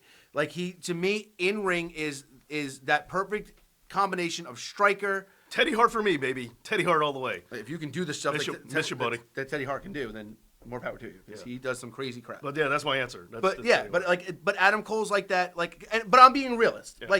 I can do the things that Adam Cole does. If I was trained properly and lost about another 20 we're talking pounds. about huge hypotheticals, yeah. Yeah, hypothetically, there's nothing that Adam Cole can do in the ring that I don't think I would be able to do. But I'm just saying he's not there. I do he's like not. Adam Cole, He's but not. he's not the guy. He's not. And I even said it before. I think Dream. I think Roderick Strong's more talented than Adam Cole in almost every aspect. I think he's a better promo. I think he's maybe not a better promo, but he's a better wrestler. Yes, everything he's better in the ring. Promo. Yeah, the he's better in the ring. He sells better. He has better facials. Roderick Strong to me is just Johnny underrated. Gargano, Tommaso Ciampa is a big. I don't think Ciampa is necessarily the guy either. Though. Did you see the Gargano interview he did with Mauro Ranallo? No. Take a look at it. It's like heel Gargano, but it's like he doesn't want to be a heel. He's holding himself back, and then he is, and then he holds himself back, and he does the whole sorry Mauro kind of a thing. It was really well done. I don't see True Sinister. I get it, but I don't agree with that. I think Finn Balor is a star. I think Velveteen Dream is a star, for sure. I think Gargano. If Gargano was Roderick Strong, I think can stand for himself. I think he was on really good trajectory to be the guy in Ring of Honor. They just didn't get time to pull the trigger on him. I know. I disagree with that. And by the way, 12 years I didn't get the time to pull the trigger on him, which that's ridiculous. And Keith Lee. Keith Lee's another one. Keith Lee, duh. Yeah, yes. Keith Lee's another no, one. I'm sorry. I completely dropped the ball. Keith Lee is definitely the guy. Yeah. What about Riddle? That's a good question. What about Matt Riddle? I don't think No. I don't think so either. I think Matt Riddle is going to be perpetually that Rob Van Dam of the WWE, and I'm not just making the obvious comparison, but you're also not making. But I'm also not making it. Yeah. Look, let's face it. He will get to a great point where everybody's gonna get to the point where he should be over, and something stupid's gonna happen. He's gonna say something stupid, or he's not gonna wanna he's not gonna wanna do a job. Done it. And then boom, all of a sudden he's now he'll win the world title. It'll be a big deal, and then boom. And I'll specify this.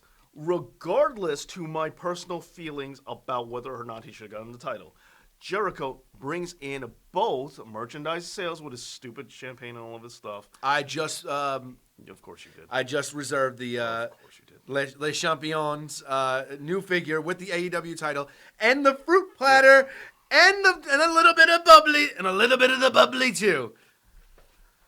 James, pleasure, man. Okay. You're such a mark. Anyway. For Jericho, yes. 100% I admit it. But merch sales and ratings. His segments are typically the highest rated part of the AEW show. He brings in both. So regardless how I feel about it, about 50-year-olds winning titles, the proof is there. Yeah. Goldberg is not the top merch seller. Goldberg does. He's not. He had top ratings once for SmackDown. Once. I think it was twice. Not over. I don't think that was better than Raw's recent anything. Raw Maybe it hasn't been. I'm talking about the top ratings. For the show. Period. Oh, I see what you're saying. Yeah, you're right. It was For once. either brand. You're right. It was once. You're right. Right. So I'm saying that is what we're looking at here. Goldberg does not bring that in, and his one-time thing wasn't that big of a deal. It's a flash in the pan. You have to look at it that way. And plus, he already had the Universal title before, and the ratings were nowhere close to what he brought in that one time. With Jericho, consistently, his segments are the highest rated. No, his merchandise is consistently there. So while I don't want an old dude winning the belt, I will say they are putting it on their biggest earner. Do you have to convince me that Chris Jericho is not the greatest thing ever? No, but I'm just saying like, that makes sense for me for AEW, despite my personal feelings for it. I get why they're doing it. Goldberg, on the other hand, is not WWE's top earner. It's a weird thing to put You see it a on. woman being a bona fide draw. Yeah, I do, absolutely. If she's booked right, I mean, we could have it right now if she was booked right. Yeah, Becky, they dropped the ball on her, and Becky's Twitter game has been awfully quiet. She hasn't been Becky. Honestly, that's why I think they're ready to turn her heel. It's like, just screw it. when's the last, like, what's the last thing that she's done that was really relevant? Like the whole Asuka storyline at Royal Rumble. Since then, leading up to WrestleMania, You're going to be generous with that. the mean glasses were funny. Her dressing up was funny. Yes, Harry, how could I forget? But it wasn't, Yeah, she that fire, that pissed offness, that anger, that's just gone. The Stone Cold. She started believing that she's the man instead of being Stone Cold Becky Lynch, was what we wanted, what we needed. The thing is that it's cool with her being the man, except for the fact that the establishment isn't there to play off of. This was the only time where I can actually say I missed having a heel GM, because they can throw the establishment like they did with WrestleMania. Vince threw Charlotte in that match. I don't think it's necessary because like they she's got to fight something. What's she fighting? Well, she did fight the establishment of Charlotte, the routine of Ronda, the routine that and this is kind of what I'm saying. It's like I get the logic that Goldberg, and back in the day this might have worked, but the fans know the way booking works.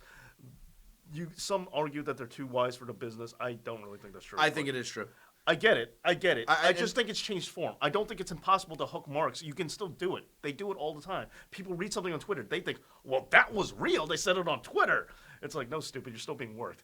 And it's like that. Like, people don't associate with that. But you can use them. Like, Becky used her Twitter just to get people to think, oh, she's Stone Cold Becky Lynch to get over. Like, she used Twitter to get over. Zack Ryder used the internet to get over. Yeah. You can do this, and it's not hard. Just... people believe anything they read on Twitter nowadays, or hear in a podcast. He said this in the podcast. Obviously, listen to any Christian podcast or Dave Meltzer's podcast. Like, that's a derogatory thing for you to do. So I'm just saying that you can still utilize it. You just have to change its form. And booking and getting people mad, it doesn't work with Goldberg. And I would be less mad at them about it if it wasn't for the fact that they tried it with Brock at WrestleMania 31. They know that does not work anymore. You can't piss people off and then say, we're going to cheer you by default. People don't fall for that like they used to. They really don't. Here's the thing. They're also not falling for the things that they want either. And I think that's where the WWE's grasping at straws now. I think that wrestling fans are so jaded and spoiled that you could have a 99.9% good show, and that 1% will be the thing that they concentrate on instead of the 99% good show. Here's the question. I don't know that they actually do 99. I mean, I get that, but I don't think they do good shows. At least not the way. WrestleMania last year. I'm sorry. I know. I know you. There was not one thing on that show. I think that was what. We're going to talk about Kurt Angle now? I'm okay with that. That was one thing that was bad. All right. Fine. Other than that, and the botch ending of the main event. Other than that, though, it's everything that they wanted. Kofi Mania. Yeah. Seth beating Brock. Yeah. Women main eventing. It's everything they want. But who really complained about the show itself as a whole? Like, the majority of fans were okay with the show. It was... I'll tell you what it was. It was... wow, that WrestleMania was really good, except for. Yeah. So it was like, they don't, wrestling fans nowadays don't praise what they like, they crap on what they don't. And this is going back to the whole Dave Meltzer thing. But it was good, it wasn't as great, it wasn't. I thought it was probably the best WrestleMania we've had in the past 10 years. Yeah, but that's a lower bar. Sure, it's a lower bar, but it's still, they gave you what they want. Thank you, AJ. Thank you. Look, I get it. Look, the internet. Let's be real here. The internet, as a most part, not the know-it-all nation, but for the most part, yeah, it is a negative breeding ground. But this is why I stay away from most of the platforms. Number one, but B, you always talk about how it's a vocal minority. Like, there's also who cares about what the internet thinks? Who cares about if you're so pissed off about it, you know they don't represent a bigger demographic. So stop looking at their numbers and trying to please them. See, because that's you the keep thing. backfiring. That's on the thing. It's not me. It's the WWE actually did it. They don't acquiesce to They don't really acquiesce to the internet. You don't think that the women main eventing, Kofi, and the women main eventing was not the internet wrestling community. Right. That was political correct 2019. I'll give you that. But you don't think Kofi and Rollins, that wasn't hardcore wrestling fan service right there. We want the indie guys. Kofi, yes. Rollins, maybe. Rollins was over. You got to remember, this was before the whole Twitter thing. But it wasn't solely that. Like, Brock was being groomed to be, taken down by somebody. And who else? If it wasn't Rollins, who was it going to be? Yeah, don't get me wrong. There was a huge fan base for Rollins to get pushed. Yes. But who else would it going to be? Like Brock had the belt. They were gonna. It was Rollins made all conceivable sense in every aspect. So of course, I think part of it was that the internet, but I don't think it was the sole reason. But it was Kofi. Yeah, Kofi Mania was purely the fan service, but also it was the hot crowd reactions he was getting at live shows. Oh sure, no, So, and not even the I'm not trying to take that away from Kofi. Kofi deserved it. But my thing is this: they asked for it. I don't think that's true. What? No, that's not true at all. I don't think that's why they did it, and B, I still don't think WWE is not racist. So I don't think either part of that equation is accurate. I think they're still racist, and I don't think that's the reason they did it. I don't know, but I mean, I don't. Then again, you can look into anything and see that. Fair. Yeah. I wish Raw was 2 hours. Well, I do too. Yeah, I think everybody does, AJ. But that's my thing. You got everything you wanted, and then perpetually the ratings started falling again. And it's like you wanted all this kind of stuff, and now you stopped watching. Well, yeah. Well, Raw has to be good. The following episodes and things like that. As I said, they dropped the ball very hard on Seth. I don't 100%. So I will give you the way they booked Seth. But come on, Kofi. Kofi was booked masterfully. The guy didn't lose, and everybody said. I quote, Dave, I'm not kidding. Everybody says Kofi's title run was flat. I said this over and over. They all were. How flat can it be when you lead with Dolph? Pretty. Sorry. I'm sorry to all you Dolph fans. I'm sorry. You know where I am with Dolph. Look, I said it before. There was no real story. I said it over and over again. He needed Eddie Guerrero's title run. All he needed, that's really where we needed to go. It had to be short and sweet. It should have had Mustafa. I wouldn't have minded if Mustafa was his first, because instead of Dolph saying it should have been my shot, it actually should have been Mustafa. Yeah, I know. It actually should have been. Yeah. And then the rematch with Daniel Bryan, maybe not. The match with Kevin Owens was a complete waste of time. I would have, and Randy Orton should have been his last major accomplishment, but then he should have lost it right. It should have been 3 pay-per-views. He did. He had longer than that. It should have been 3 pay-per-views and done. Oh, no. That's way. That was. But that's the thing. You should have left them wanting more. Been mad. The same thing with Eddie. When Eddie lost the title belt, you're like, "What? That can't be over this fast." And it was longer than that, but still. It was 4 months, I think. Yeah. And Kofi's was close to the same. It was what, 5 or 6? No, it was. It was Mania until post SummerSlam. Yeah. Well, it was on the SmackDown debut. Right, which was right. It wasn't in the summer. No, that was in September, if I'm not mistaken. Okay, so right after the summer. For the regular TV. Okay, so right after the summer. So yeah. it's still significantly longer. But May, June, July, August, September. It was 5 months. Eddie's was 4. It wasn't really that much longer. It should have been backed off a little more, because the reason why I went stale is, and I said this, there's no arc between it. There's no, what is this title reign about? We don't get that anymore. The Orton thing was the closest thing to it. That was a storyline in the title reign, but the overall arc, what was Stone Cold Steve Austin's first title reign about? Him versus McMahon. That was all about McMahon trying to get the belt off him and him not. That was the arc. Foley and all the feuds in between. They tried to do that with Kofi. It was the arc was he didn't deserve it. Dolph said it should have been me. Kevin Owens said, I turned on you because it was easy, because you're easily manipulated, because you trust too much. It was all it shouldn't be you. It should, you're not worthy of this. And then Orton was the same thing. If I want that title, I'll take it from you. I'm Randy Orton. Daniel Bryan didn't have, there was nothing, Daniel Bryan didn't bring it up, neither did Mustafa Ali. Brian called him a B-plus player. Yeah, but then they had the rematch, and then all of a sudden he shut up. Because he lost. But still, you know what I mean? Like, that was the first narrative that they started. They didn't start it off with that narrative. I get it, like, beforehand, because that's fine. But once the storyline arc, Daniel Bryan had no motivation other than, I just want it back. Mustafa Ali just got added on to that triple threat after they ruined with Kevin Owens. But that's what Bryan should be. It shouldn't be about anything.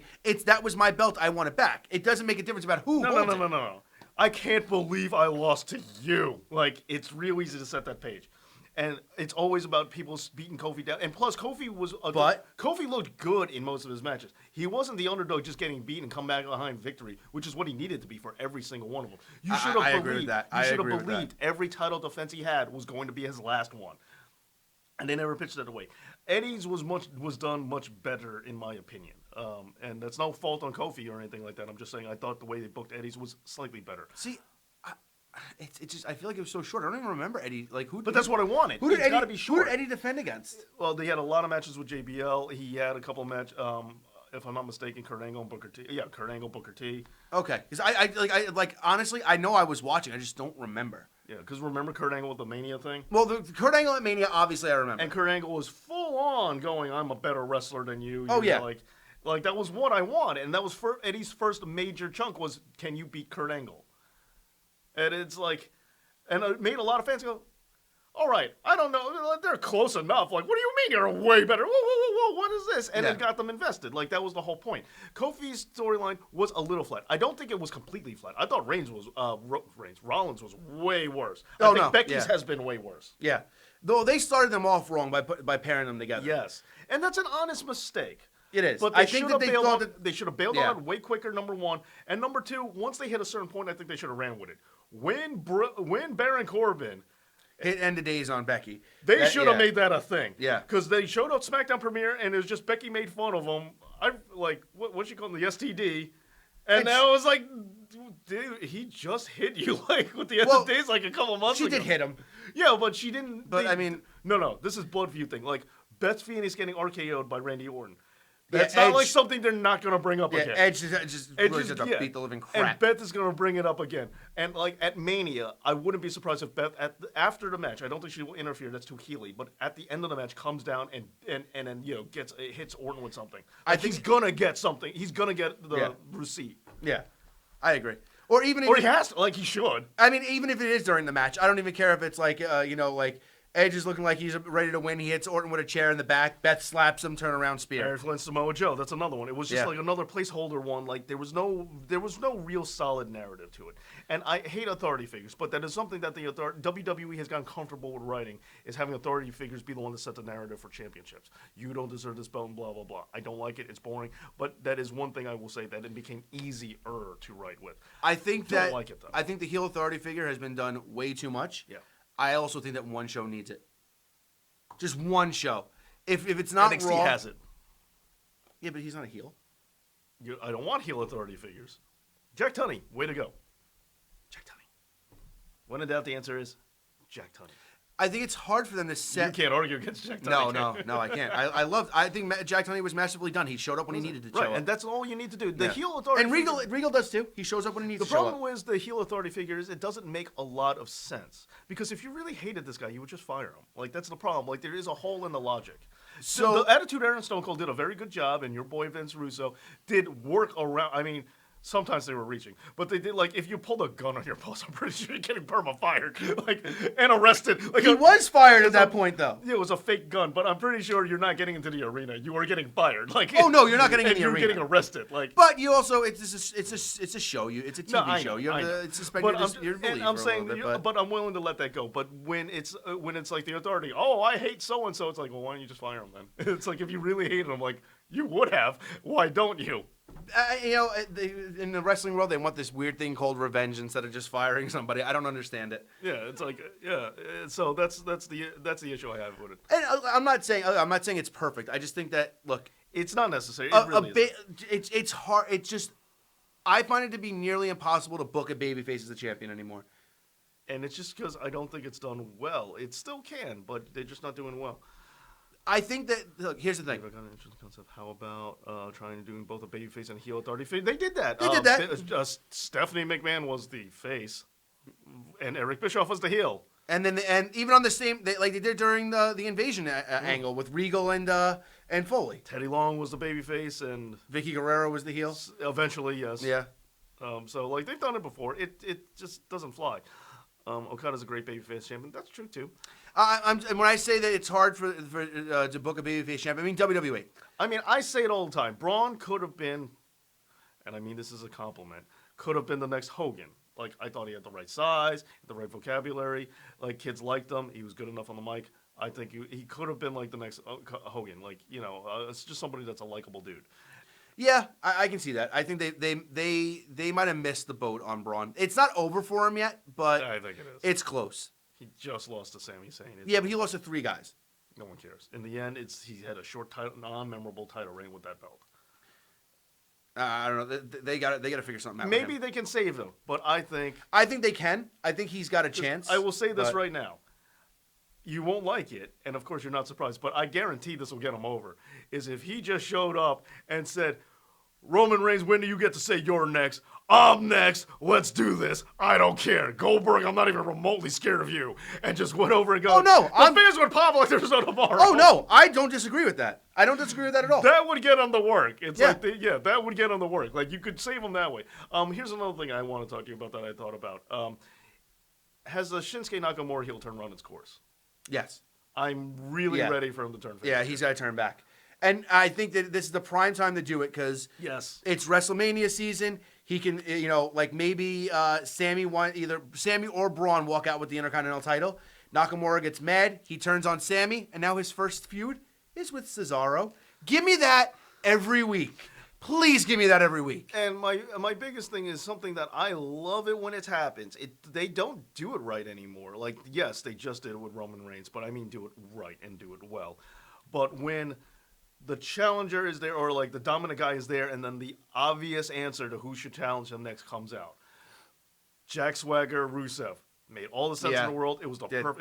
It was the last time it really happened. Or when actually no, the Shield and the Wyatts. Like the Wyatts they're gonna do this. It's like people freak out. Like they tried that with Roman. No one cared. But who else was there? Or Lex Luger and Yokozuna on the Intrepid. Yeah. We're due for that moment. And I would like, and while I love the Jack Swagger and Rusev thing, let's try it with, I don't know, a main event title. Just give that a shot. They don't build guys in that way anymore. It's like, who's going to come out, and it's like, oh, I didn't see this coming. But it does make all the sense in the world. We expected Roman to come out for Goldberg. We didn't think we thought he was going to win a match, but they decided to skip that formality, which I think, again, we said is a major fault. And I agree. I agree. That was bad on WWE's part. Again, I can admit when they do bad things. Yes, but it shouldn't have been Goldberg, but if Goldberg was out there running his mouth, and if Braun came out, I think the fans would have popped. Like, forget this Roman thing. Like, everyone just expecting it's going to be Roman, and then Braun's music hit. Oh, really? All right. Are they? They're not going to do that, are they? And then I think it would have been even cool if they would have had Roman versus Braun, and even if Roman won, at least they would have given some stakes for Roman to, And then, look, in all honesty, the way to book this to make WrestleMania interesting would have been Roman wins, Goldberg comes in, spears the crap out of Roman, leaves him laying, walks off with the belt.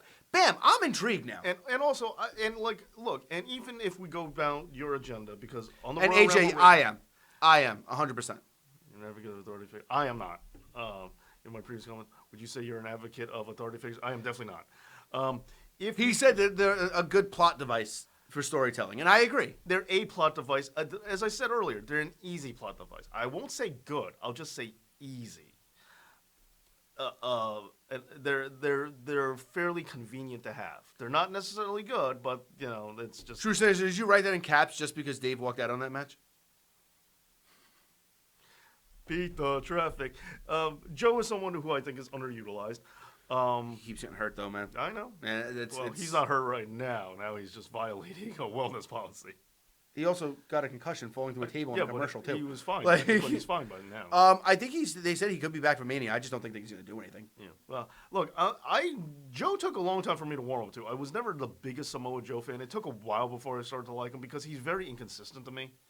Sometimes he's just punch, kick, rest, hold machine, like at Backlash. But then other times he like feels like wrestling. It's like, oh, CM Punk, let's wrestle now. I'm like, what? Like he's so I don't know, he's so wildly inconsistent. That TNA run in the X Division was just great because they put the right opponents against them. Yes, despite the lack of weight class, but whatever. It was never a weight class thing.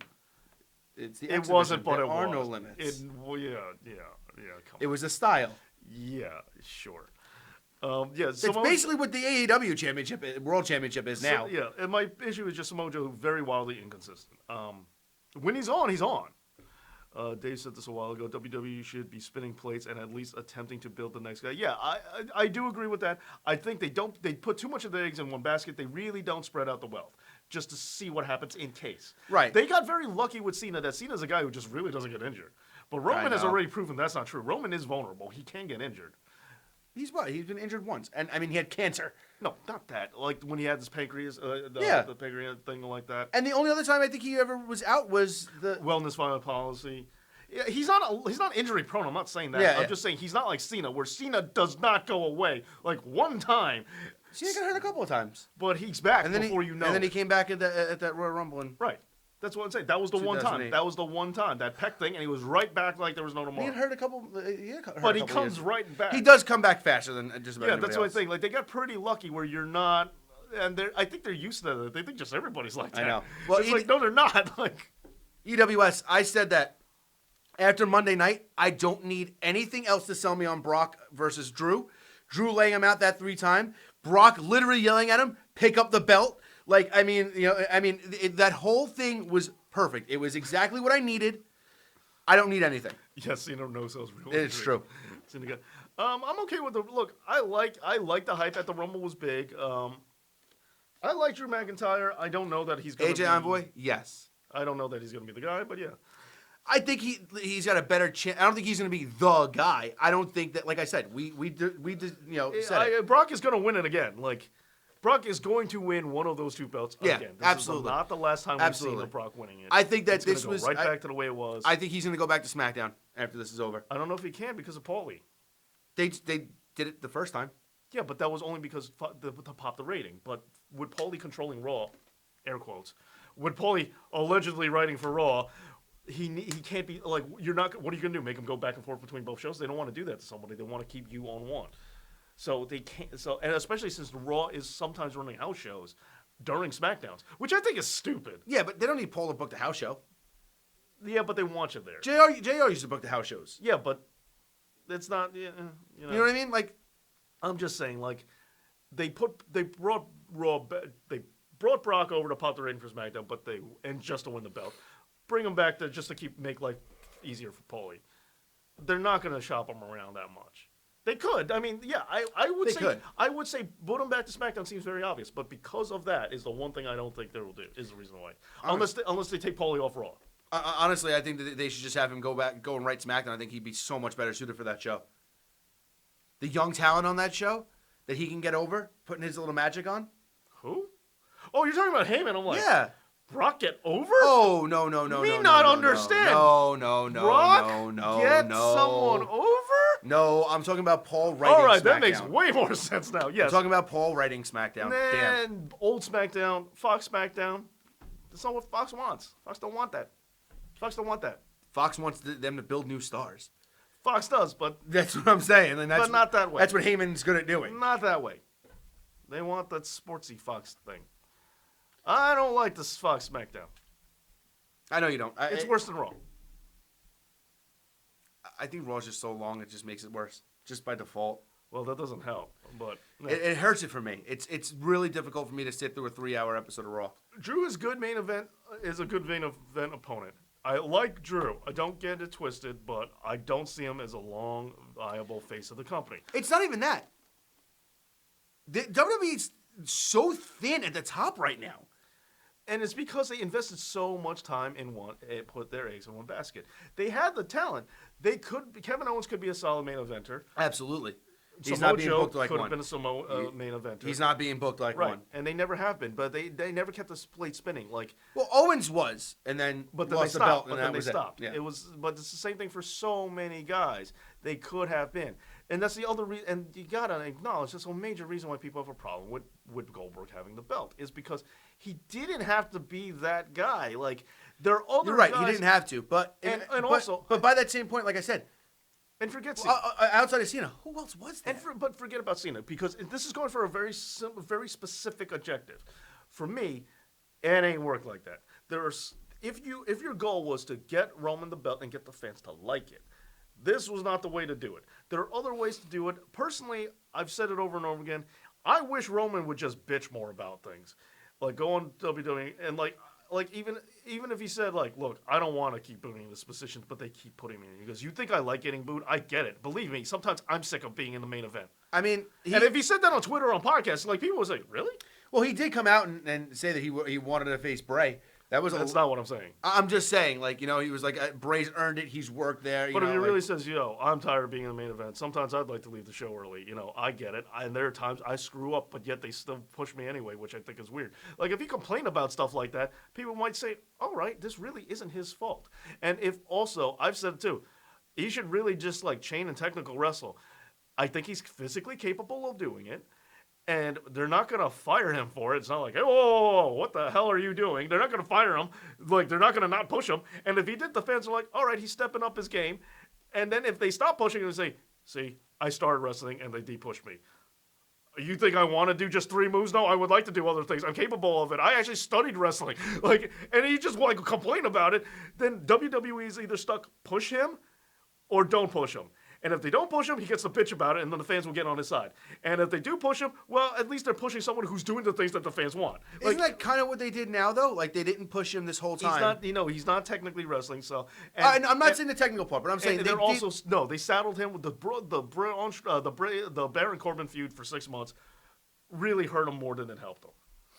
It was never ending. It ended several times over.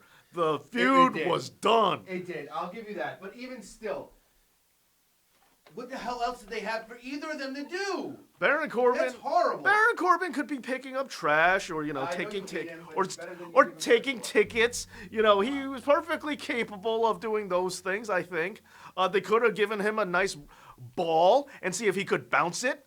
And then how many times he could bounce it in a row and then try to break that record. There are things that Baron Corbin could have done. They didn't need to give him that feud with Roman. In terms of Roman Reigns, he had other feuds he could have done. There are other things that would have been more beneficial to him. Let's see what the chat's going up to. I'd rather have Lashley versus Lesnar than McIntyre versus Lesnar, to be honest. I don't agree with that, but you're entitled to. Baron Corbin has improved, but not enough for me. Agreed. They need to make more stars and stop booking the same old guy to win other belts. Yes. Putting all the eggs in one basket. Definitely problematic. Let's see. What else did everybody say? Andy Ruiz was at the Rumble. Very cool. It's his job to feed Brock the belt. It isn't, but somehow Vince has decided that is. What show is Shelton Benjamin on? I believe SmackDown. I don't really know.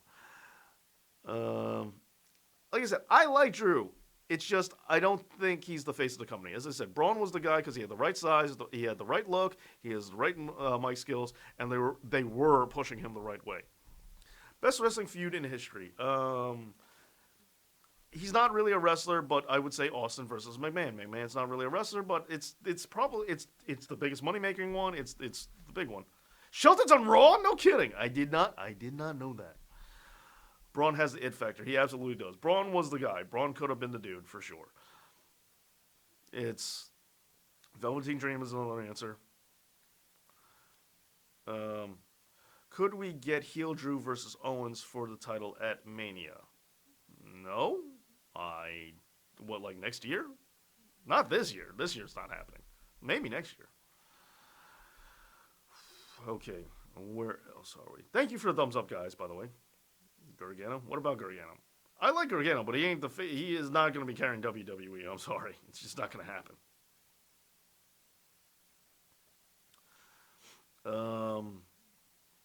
So what else we got, guys? What was I talking about? Because I was definitely trying to hold Albert's attention, and there's something I wanted to talk about. I meant after Mania. Possibly, but I don't think they'll turn Drew. At least not that quickly. It's Dream and Keith Lee. Dream and Keith Lee, yes. But I think Braun as well. Who else can carry WWE if Braun is out? Yeah, Dream and Keith Lee, for sure. What about KO versus Brock at Mania next year? Wouldn't mind it, but they're not going to... I don't think they're going to do it. But, Brock will be in a title match next year. We can just count on that. I mean, they're also running out of things to do with Brock, too. It's like, how many ways can they make him bury people?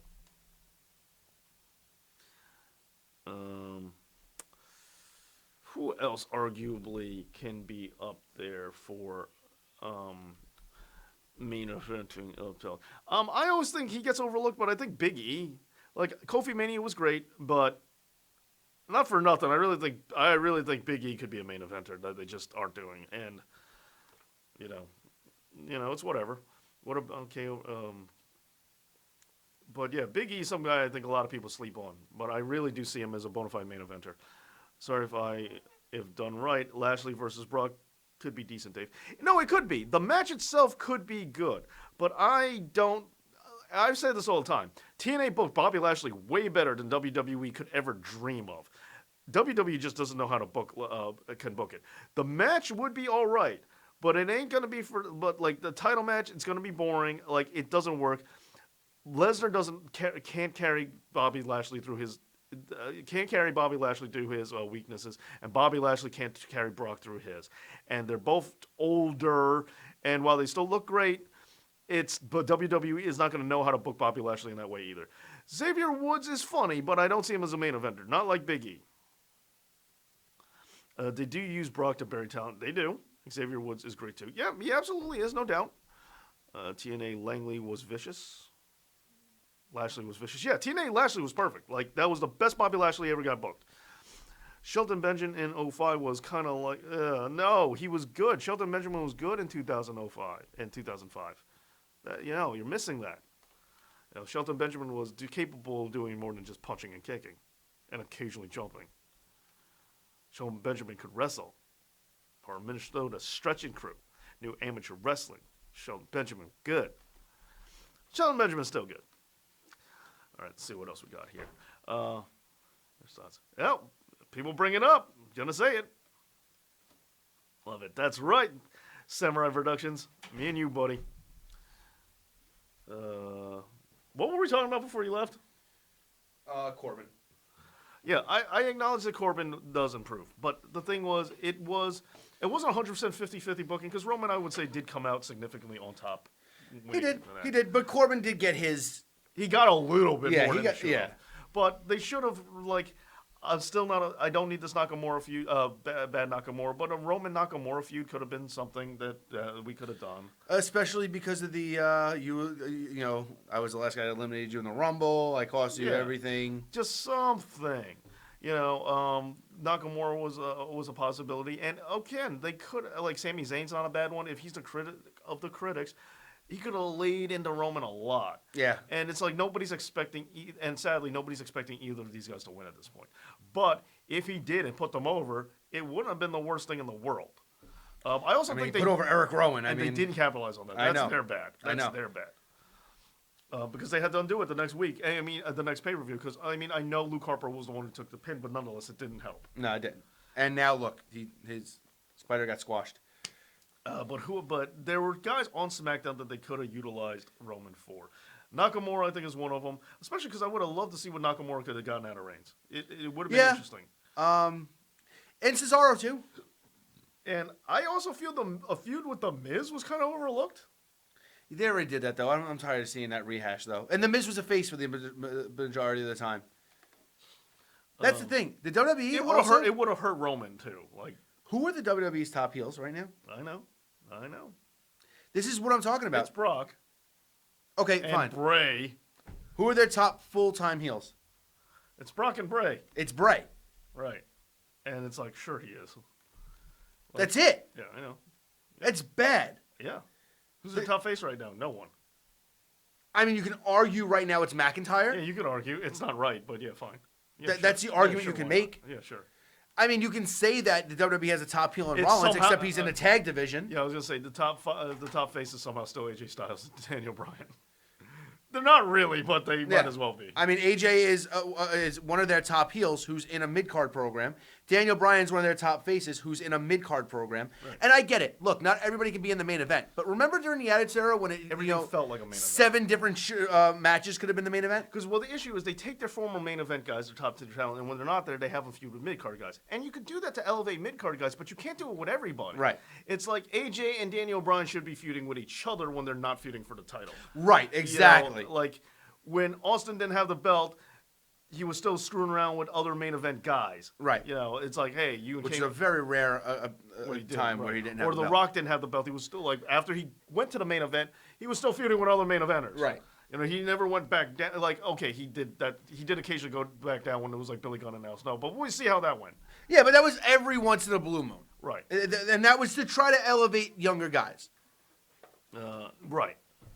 Well, other guys. I wouldn't say younger because The Rock was like. That's why I said other. Yeah, other guys. Because The Rock was like 26.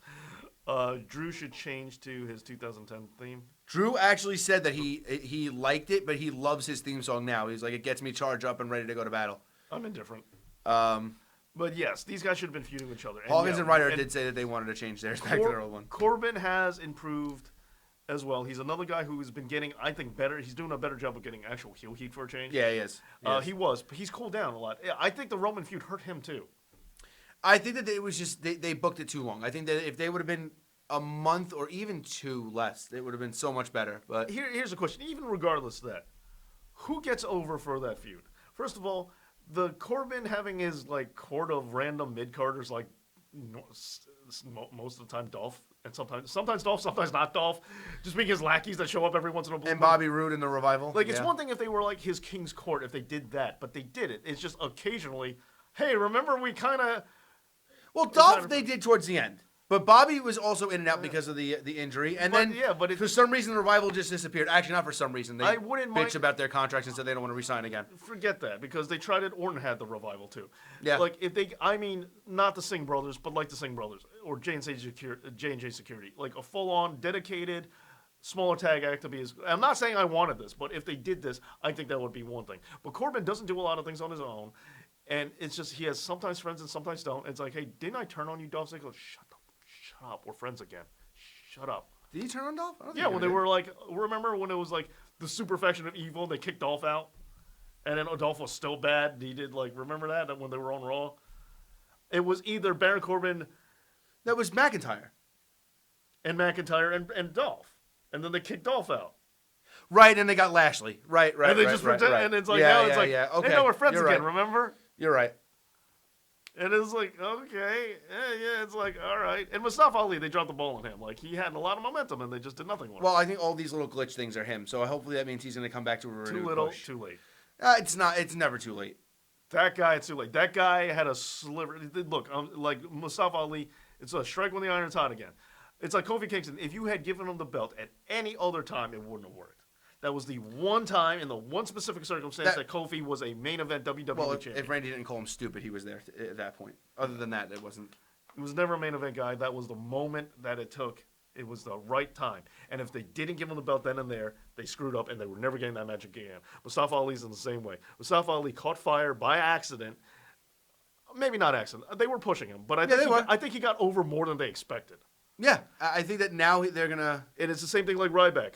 When Ryback, look, I was not ready. I wanted CM Punk to have that long title reign. But when Ryback was hot, they had their window, and when they didn't take it, Ryback became Ryback. And Braun Strowman, it was the same thing. When he was doing all of his goofy Superman stuff, picking up, nonsense, gigantic objects, throwing planets out the way and punching moons out of the sky, that was what you needed from Braun. And he should have beat Brock. And that was your moment. And when it wasn't the moment, and when it passed, good luck recapturing that magic. I think Braun is savable. Mustafa is not. I'm sorry. I think he is. But my other thing is that let's look at it this way too. Right, Ron Hawthorne. Well, let's look at it this way too. So we didn't name. I guess you can say Corbin, if you want to get theoretically, as another top heel. I don't think so. I mean, in some ways he's treated as one, but he never won a top title. Well, I'm just he saying. Can't be the top heel. He never. But I'm just saying. Let's just say he's booked as well. Ted DiBiase was. Well, he was at least in the main. He was. And Right. he was supposed to win it. I mean, I know that worked out better for you, but still. yes, it did. But Randy Orton. Can't sleep on him. fair. But he just turned and he's in a major angle. Hey, Brian, what's up, buddy? What brings you here? So my whole thing is this. If now let's just say the plans change. The first person that I gotcha. The first person that let's just say he's the top heel on SmackDown. Let's just say Braun or Roman win the world title. Our living room. What, you live together now? Anyway, continue. Who's the top heel on SmackDown? It's Corbin. Is it? It's Bray again. Bray. Yeah, but I don't think Bray's. I know he's not really a heel because people like him, but he is. No, the top I'm not heel. saying that. I don't think Bray should be reinserted into the title picture yet. I'm just saying Because he's the top heel. if Bray is the first person to challenge Roman, oof, that's horrible because everybody's gonna want to see Bray take the belt off. Roman's heat is inevitable. It's gonna happen. They did it to him again. Oh, And like I said, when he gets to Bray, yes. No, just in general. Like, no one's going to care about this match at Mania. It's not going to go one way or the other. And plus, again, the Corbin feud was for me, it was easy because I knew what part of the pay-per-view I could sleep through. But it did neither of them any favors. I was more curious when they were doing the Usos with them. Like I actually kind of like that. But with the problem we have with Roman versus Corbin is Corbin was gaining momentum with his heel shtick. His genuine heel heat, I'll give him that. I don't like him, but I'll give him that. But when you're using it on somebody that the fans are lukewarm on in the first place, it doesn't make you more of a heel. This kind of endears them to it. And vice versa for Roman. People hate Baron Corbin, so here we go. It's like they were just kind of washing each other out. Andy Ruiz, he's hurt still. Bye, Brian. Never coming back. I don't think. His neck. Yeah. His career's over. Yeah. But what's up, Melvin McGee? The only other guy I can think that they're going to position Roman with first might be Sheamus. But again, that's another rehash. And the point that I'm going to try to make is that all they have is every with him feud that they have, and just in general, any top feud they have is all a rehash. Drew McIntyre is the only guy you can say that maybe will have a generically new feud. Other than that, nobody has it anymore. That's true. They have oversaturated. They give away a lot of money matches Yes, they do. on free TV, which is stupid. I've been complaining about that for years. And that's the whole thing. Look, I don't like it, but at least Brock Lesnar doesn't have, there's a lot of guys that Brock Lesnar can still wrestle, that the match would be new. Because he doesn't defend his title every week, because he's treated as such. He's treated as a world champion. When Hogan was world champion, he didn't wrestle every week. Right. And that's the way it should be. It is. It's either Brock takes way too many extensions. Yes, agree with that. But just save the world champion for one tag match on Raw, and then the pay-per-view match. That's it. That's all he needs to wrestle. I don't mind if he sits there and just doesn't wrestle. And that's what I'm saying. He doesn't need to wrestle. It's either one of the two things. If you're going to be Teddy Long booking or just sit there and chill. It's going to either be I'm a fighting champion, so they do what Cena did with the open challenge, and defend the world title on Raw every week if you want, but defend it against a mid-card guy. Give that guy a little bit of a rub. Or don't do that at all and just say, I'm the champion, I earned this, I can walk around with this on my shoulder, I'll wrestle in a tag match against, a guy who's... how often did you see Hogan on Primetime Wrestling? Exactly. Never. And even what's it called? Saturday Night's Main Event. Hogan wasn't on every Saturday Night's Main Event. And they weren't every week. Right. But that's kind of the way it should be. But Brock, they don't utilize well enough. And unfortunately... It's been better since he re-signed. He's been there more. He's been more interactive on Raw. It's been better. That's the key. Because the other thing is, when they had so few dates, they had to maximize what they did. So it was always something he had to do. He couldn't just chill and stir the pot a little bit. Right. I like the R-Truth thing. It's the best Brock segment since he's been back. Okay. I don't know if I agree or disagree with that. It was a thing. It happened. It's one of the best that Brock's had since he's been back. And the other one that I really like, the stupid boombox thing. Stupid. But you know what? At least it was a different Brock. It was that. That it was. It was fun to see that Brock didn't have to just be there to just be just stand there, look strong, hold the belt on his shoulder, smile 2 times, and F5 somebody. But while the major complaint for a lot of people is potentially Roman, the one thing I will say is that the complaint, while fans do complain about it, but they don't complain about it enough, is Brock Lesnar. Like, you want to talk about a guy who shoved down people's throats? It is Brock. You want to talk about a guy they put all the eggs in one basket for, and at the sacrifice of other talents? It is Brock. Yep. Brock is definitely worse for the business than Roman right now. Yeah, whether you 100%. think so or not. Goldberg, too. We're not going to leave him out. Okay, good. Goldberg, At least you too. acknowledge it. And as I was saying, like, I said it. If the objective was to put the belt on Roman, there were ways to do it. Goldberg wasn't the way to do it, and I also think Roman versus Goldberg could have been a money match without the belt. But you've muddled this. It Putting could have been, putting on the belt on, I think, hurt that match. That match could have been so much more entertaining if it wasn't for that. And Roman beats Goldberg for the belt now. Now some fans are going to boo, but if they just had Roman out-spear Goldberg, fans weren't gonna bitch, even if he never beat Bray in the first place. If it's just like, oh, this spear's there, that's fine. It's the passing of the torch. It's also WWE, not WCW. That guy's also 50. Like, the win would have meant so much more for Roman Reigns if that belt was on the line. It's putting the belt hurt the win. I don't think so. I think that they need the belt as a prop because I don't think anybody would have cared. I think it would have been another part. They would have built it, and it would have just been another thing of like, so that's happening. No one cares about the, like, I specifically don't care about this belt. Like, that's why, like, people ask me about, and it's truth be told, when they ask me, like, how do you feel about this? I said, I don't care. I'm like, why should I? I was like, I'm used to it. They have ruined, the Universal title means nothing to me. They ruined it. And I'm like, are you not as surprised by now? I honestly didn't think they were going to do it. So if you asked me, like, the day before, was it going to happen? I said, I get the rumors, but I don't think they will. I'm like, I didn't think so either. Right. But I'm not surprised by it. If you told me some old 50-year-old is going to win a title of a current star, I'm never shocked anymore. And not for nothing, people kind of forget he's not in his 50s yet, but Brock is getting up there in age too. Yes. You know, and I understand that looking at Goldberg at 50 is a very different animal than, you know, what I'm probably going to look like when I'm 50.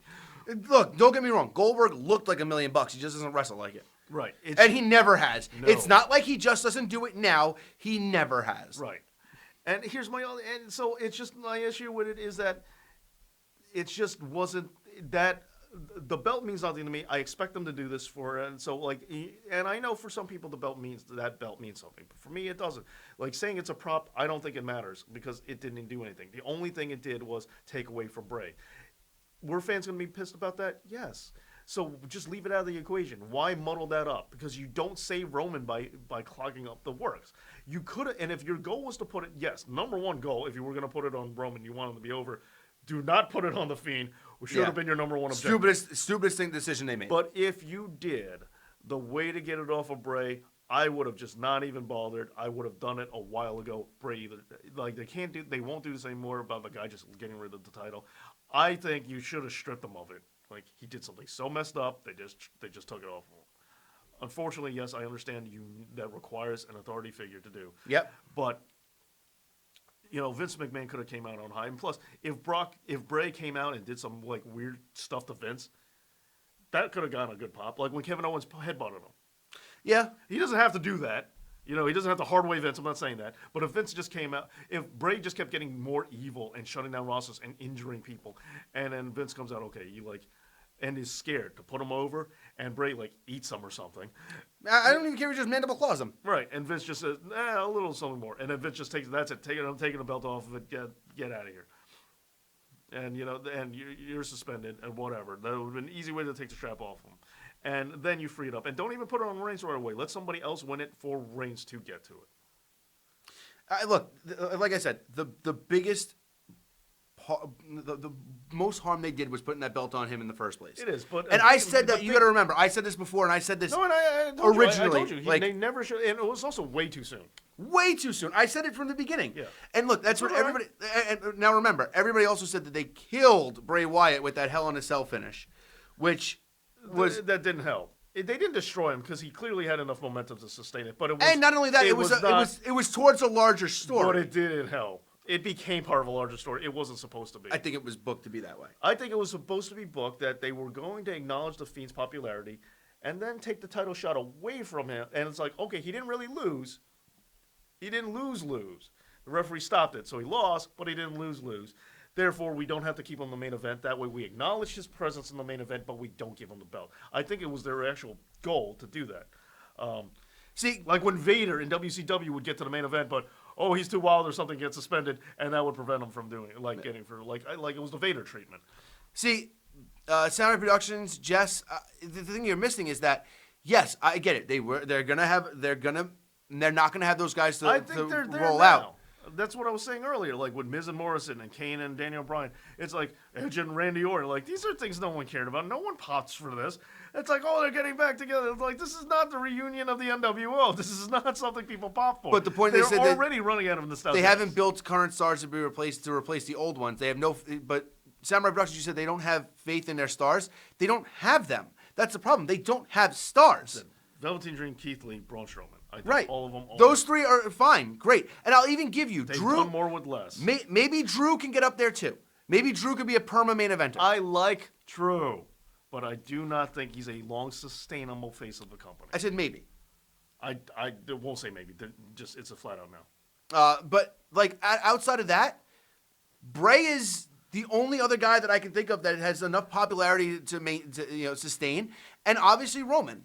Outside of that, there aren't those stars. But none of those guys, everyone I just named, with the exception of maybe Velveteen Dream and Keith Lee, none of those guys are ever going to get anywhere near the popularity where Cena was, where Hogan was, where Rock was, where I find Austin it very was. interesting people throw Cena into this mix. Let's not forget that Cena was an extremely polarizing champion. Let's not pretend like he... Let's not pretend that he was the most over guy in the company before for some reason the crowd turned their backs on him. Trying to say he is on the Hogan level or the Rock level is He preposterous. is. He is not. He is, and he lasted longer than all of them. He did last longer than all, but he never pulled in the numbers that any of them did.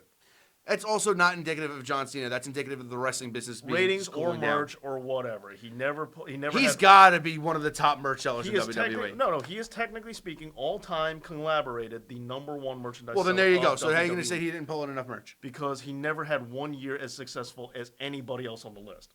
It's cumulative. Like throughout it, because he stayed there the longest. Cumulative, yes, he does. But if you stick any 1 year, he's by a long shot. His best year is worse than Austin's. Is like worse than Austin's worst year at the top. I get that, but you're saying and Hogan's worst year at the top. You're saying, and it's by a lot. You're saying cumulative, but I get Hogan and Austin still have I get it. Merchandise in the shop right now that people can buy. Right. So does Cena. Sure, but I'm just saying they've had a longer time to even get to be the #1 guy. And Cena still beat them out. But Cena still has merch too. Like Cena's still in that Sure, race. he does. I'm just saying. Sure, he does. But Cena. But the point I'm making is that they had 10 years on Cena, and Cena beat them. They did not have 10 years. Like Austin's run at the main event was 3 years. I'm talking about but they never stopped selling Austin shirts. No, but it's not the same thing. Same thing with Hogan. They never stopped. I mean, but if you're except when Hogan was in WCW. And also a certain. Well, and when Hogan decided to be, yeah, to let the world know the dick that he really is. I'm just saying, when you look, Kevin Owens. I like Kevin Owens. I think he can be a main eventer, but I'm not 100% sold on it. I want to think he can. Kevin Owens can be a main eventer. He can be a main eventer. Drew McIntyre can be a main eventer. We're talking about face of the company. Yes. They don't have that guy right now in WWE. KO is arguably the best on the microphone in the entire company. Arguably, yeah. But, look, it's the same thing. Mick Foley was never the face of the company for a reason.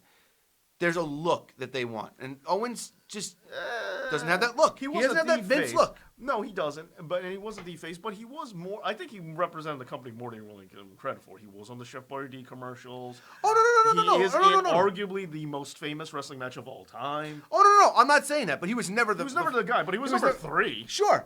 And I think that's a great spot for where Kevin Owens could be. Kevin Owens could be in number 3. I think he could possibly be the #1. I don't think so. I'm not sure. I don't think Vince would ever give it. But I think if Vince is in better shape than you, you're not gonna be the top guy. Perhaps. But there are other factors. Look at other guys. Look at Umaga. Umaga had everything. He had a mouthpiece, but he was talented in the ring. He could move. He could work. Umaga was talented as all hell, and he got. Who are we talking about? What weird dream world did you slip into? I'm sorry. I did not get it about Umaga at all. Umaga was booked to be a monster, and he played the role out really well. The first part he was. Second part... Then I don't know what you were watching. I think Umaga was supremely underrated. And he's a guy who could have won a world title. Yes, he could have. but they never put it on him because Same way, like I could have. Yes. I don't think. It's like he's not this bad, but I swear it's like saying like what you're saying about Umaga is how I feel about Giant Gonzalez. No, that's not even El Gigante was better outside of WWF. Not much, but I put You're really putting. I put Umaga on that level. Yes. That's disgusting. El Gigante level. He was 10 times a better worker. That's Giant crazy. Gonzalez. Not Giant Gonzalez. I don't care. El Gigante. That's fine. He was 30 times the workers. Wait, hold on. Okay, how about this? Kozlov. Vladimir Kozlov level, is that more accurate? No. Again, way better. Really? Kozlov wasn't that good in the ring. No, I agree with that. That's not the part I'm arguing. Like, this is what you're missing. How do you not think that Umaga was good in the ring? Yeah, that's like you're getting the wrong part. I'm confused about this. Umaga kicking Steve Jose. Yeah. Well, that was great too. All right. I mean, you guys like Umaga. That's cool. All right. You know.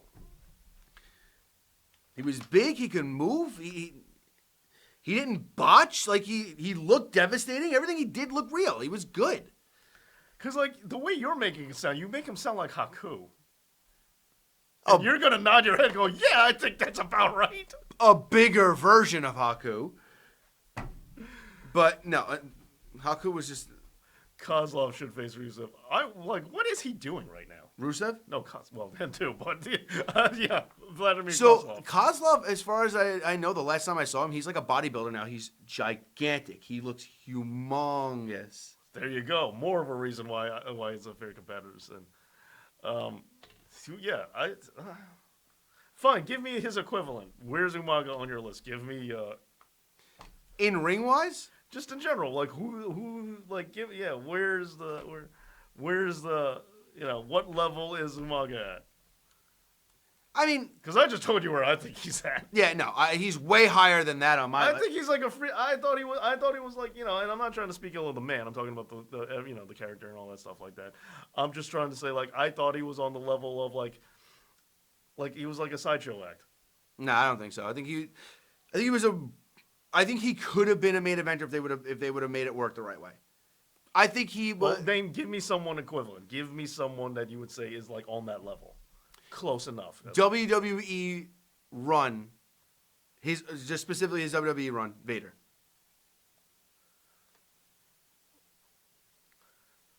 We are watching two different shows. We have to be. It's the only logical explanation. There is like a Bernstein Bears scenario going around right now because I don't know what you're on.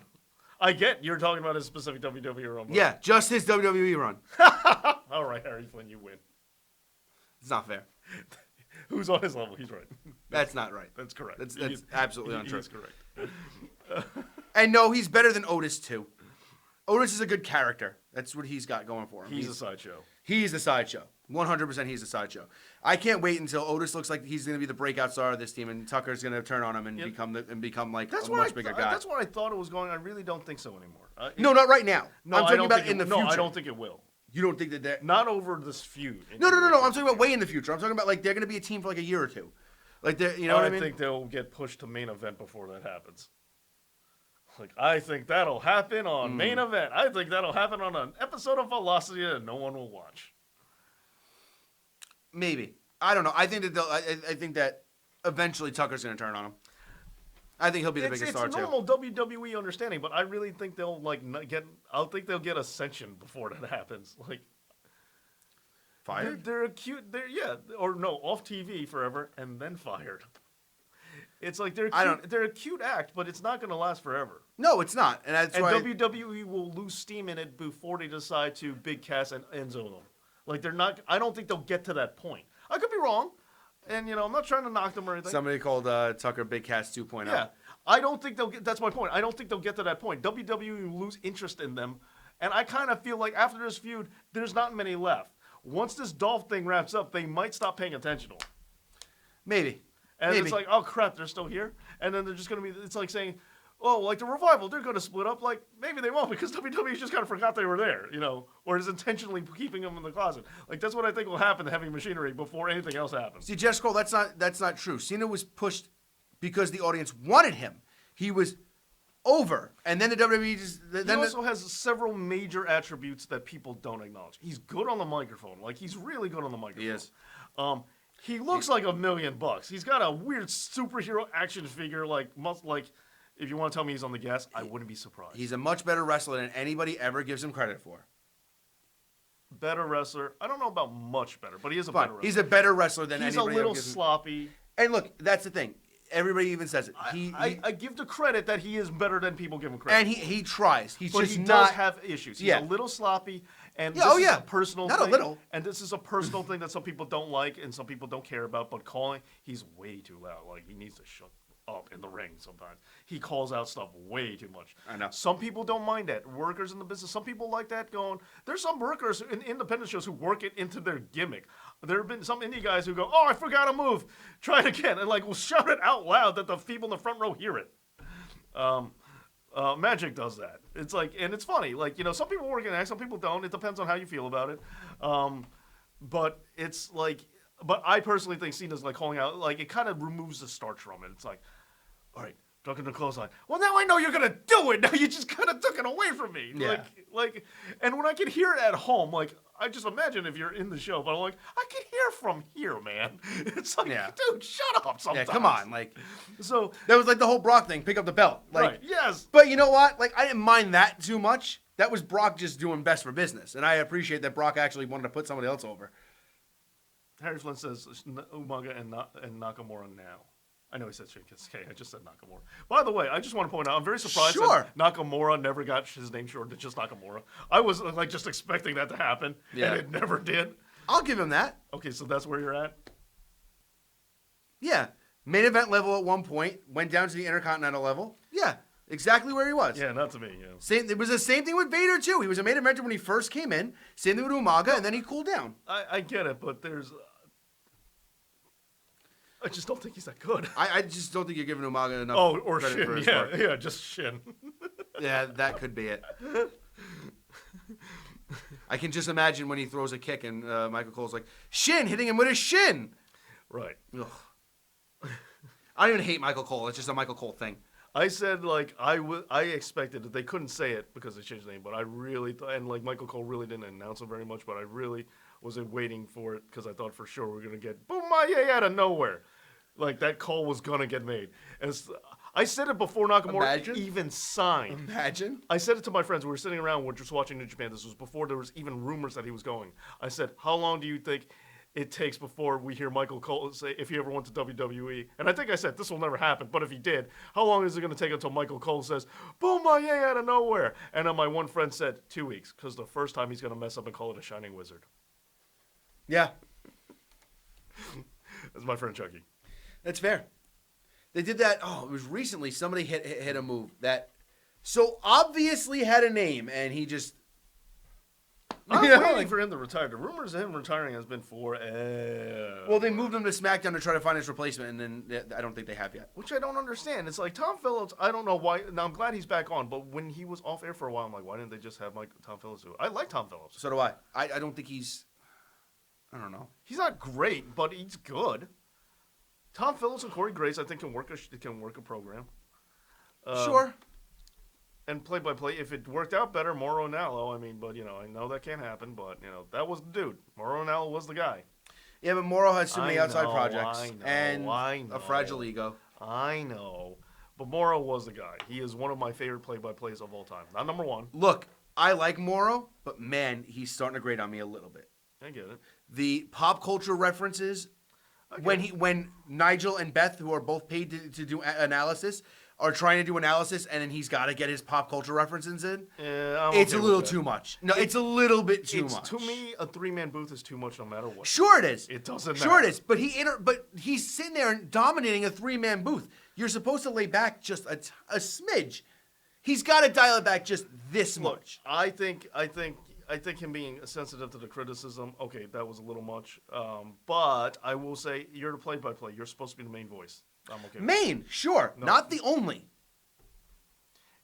I like Beth's commentary. Nigel McGuinness has no, just... I know you don't like Nigel. I do. I like that he adds that.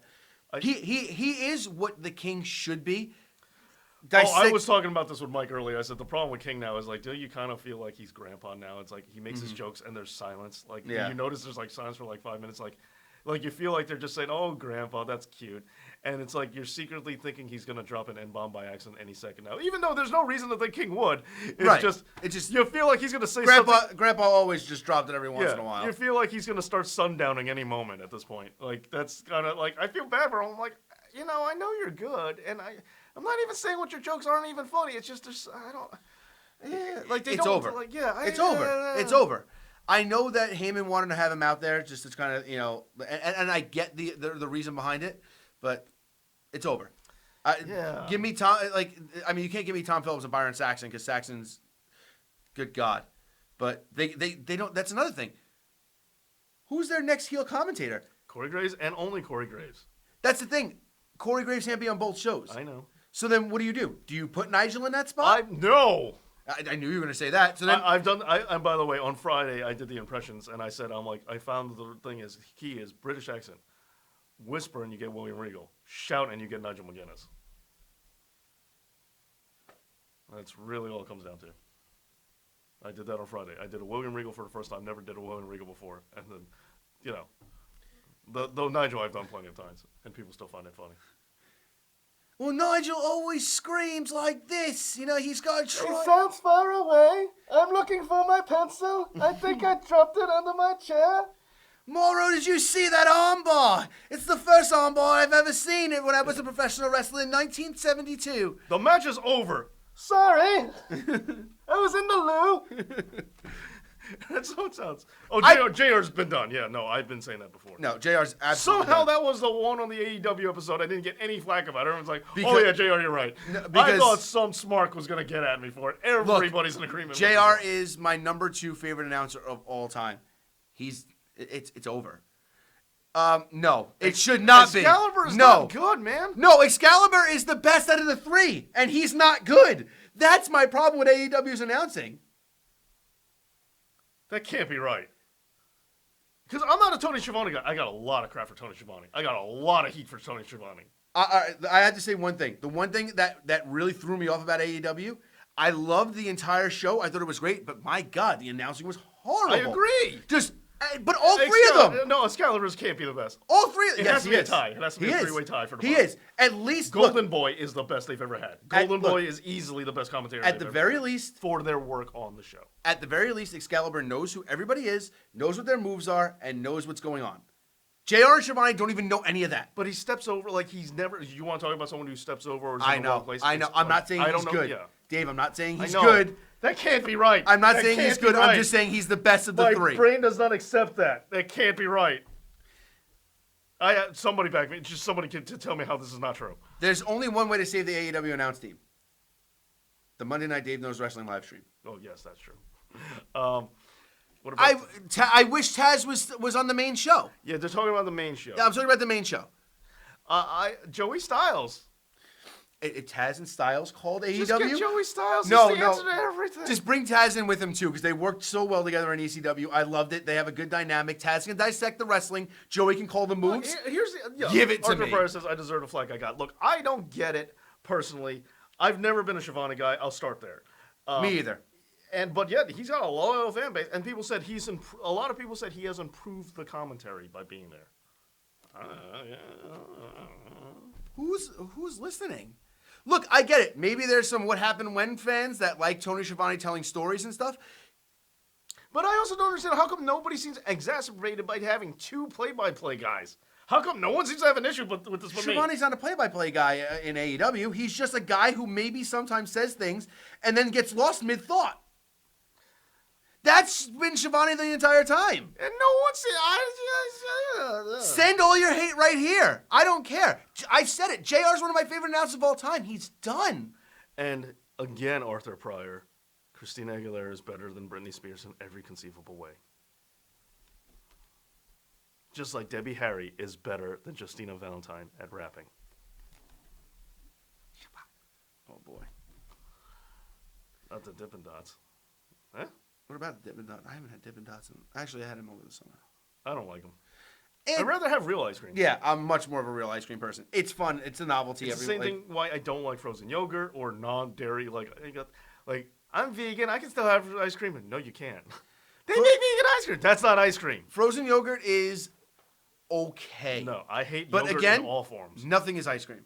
Just ice cream's the be-all, end-all of everything in the world. The only way I can tolerate yogurt is probably when it's like those yogurt-covered blah blah blahs, which I'm convinced is just sugar. I'm like, this isn't yogurt covered. This is just this is icing covered. All right, ready to call it a night? Yeah, it's almost midnight. Yeah, we went on pretty long, but thank you guys for being here. Thank you for the thumbs up, and thank you for all your support. I knew you were going to show that before you left. Of course, I have to.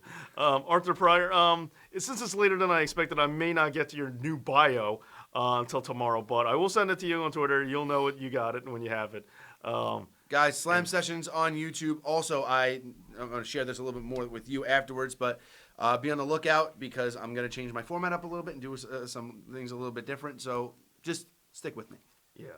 All right. Well, thank you for being here. And as always, Dave knows.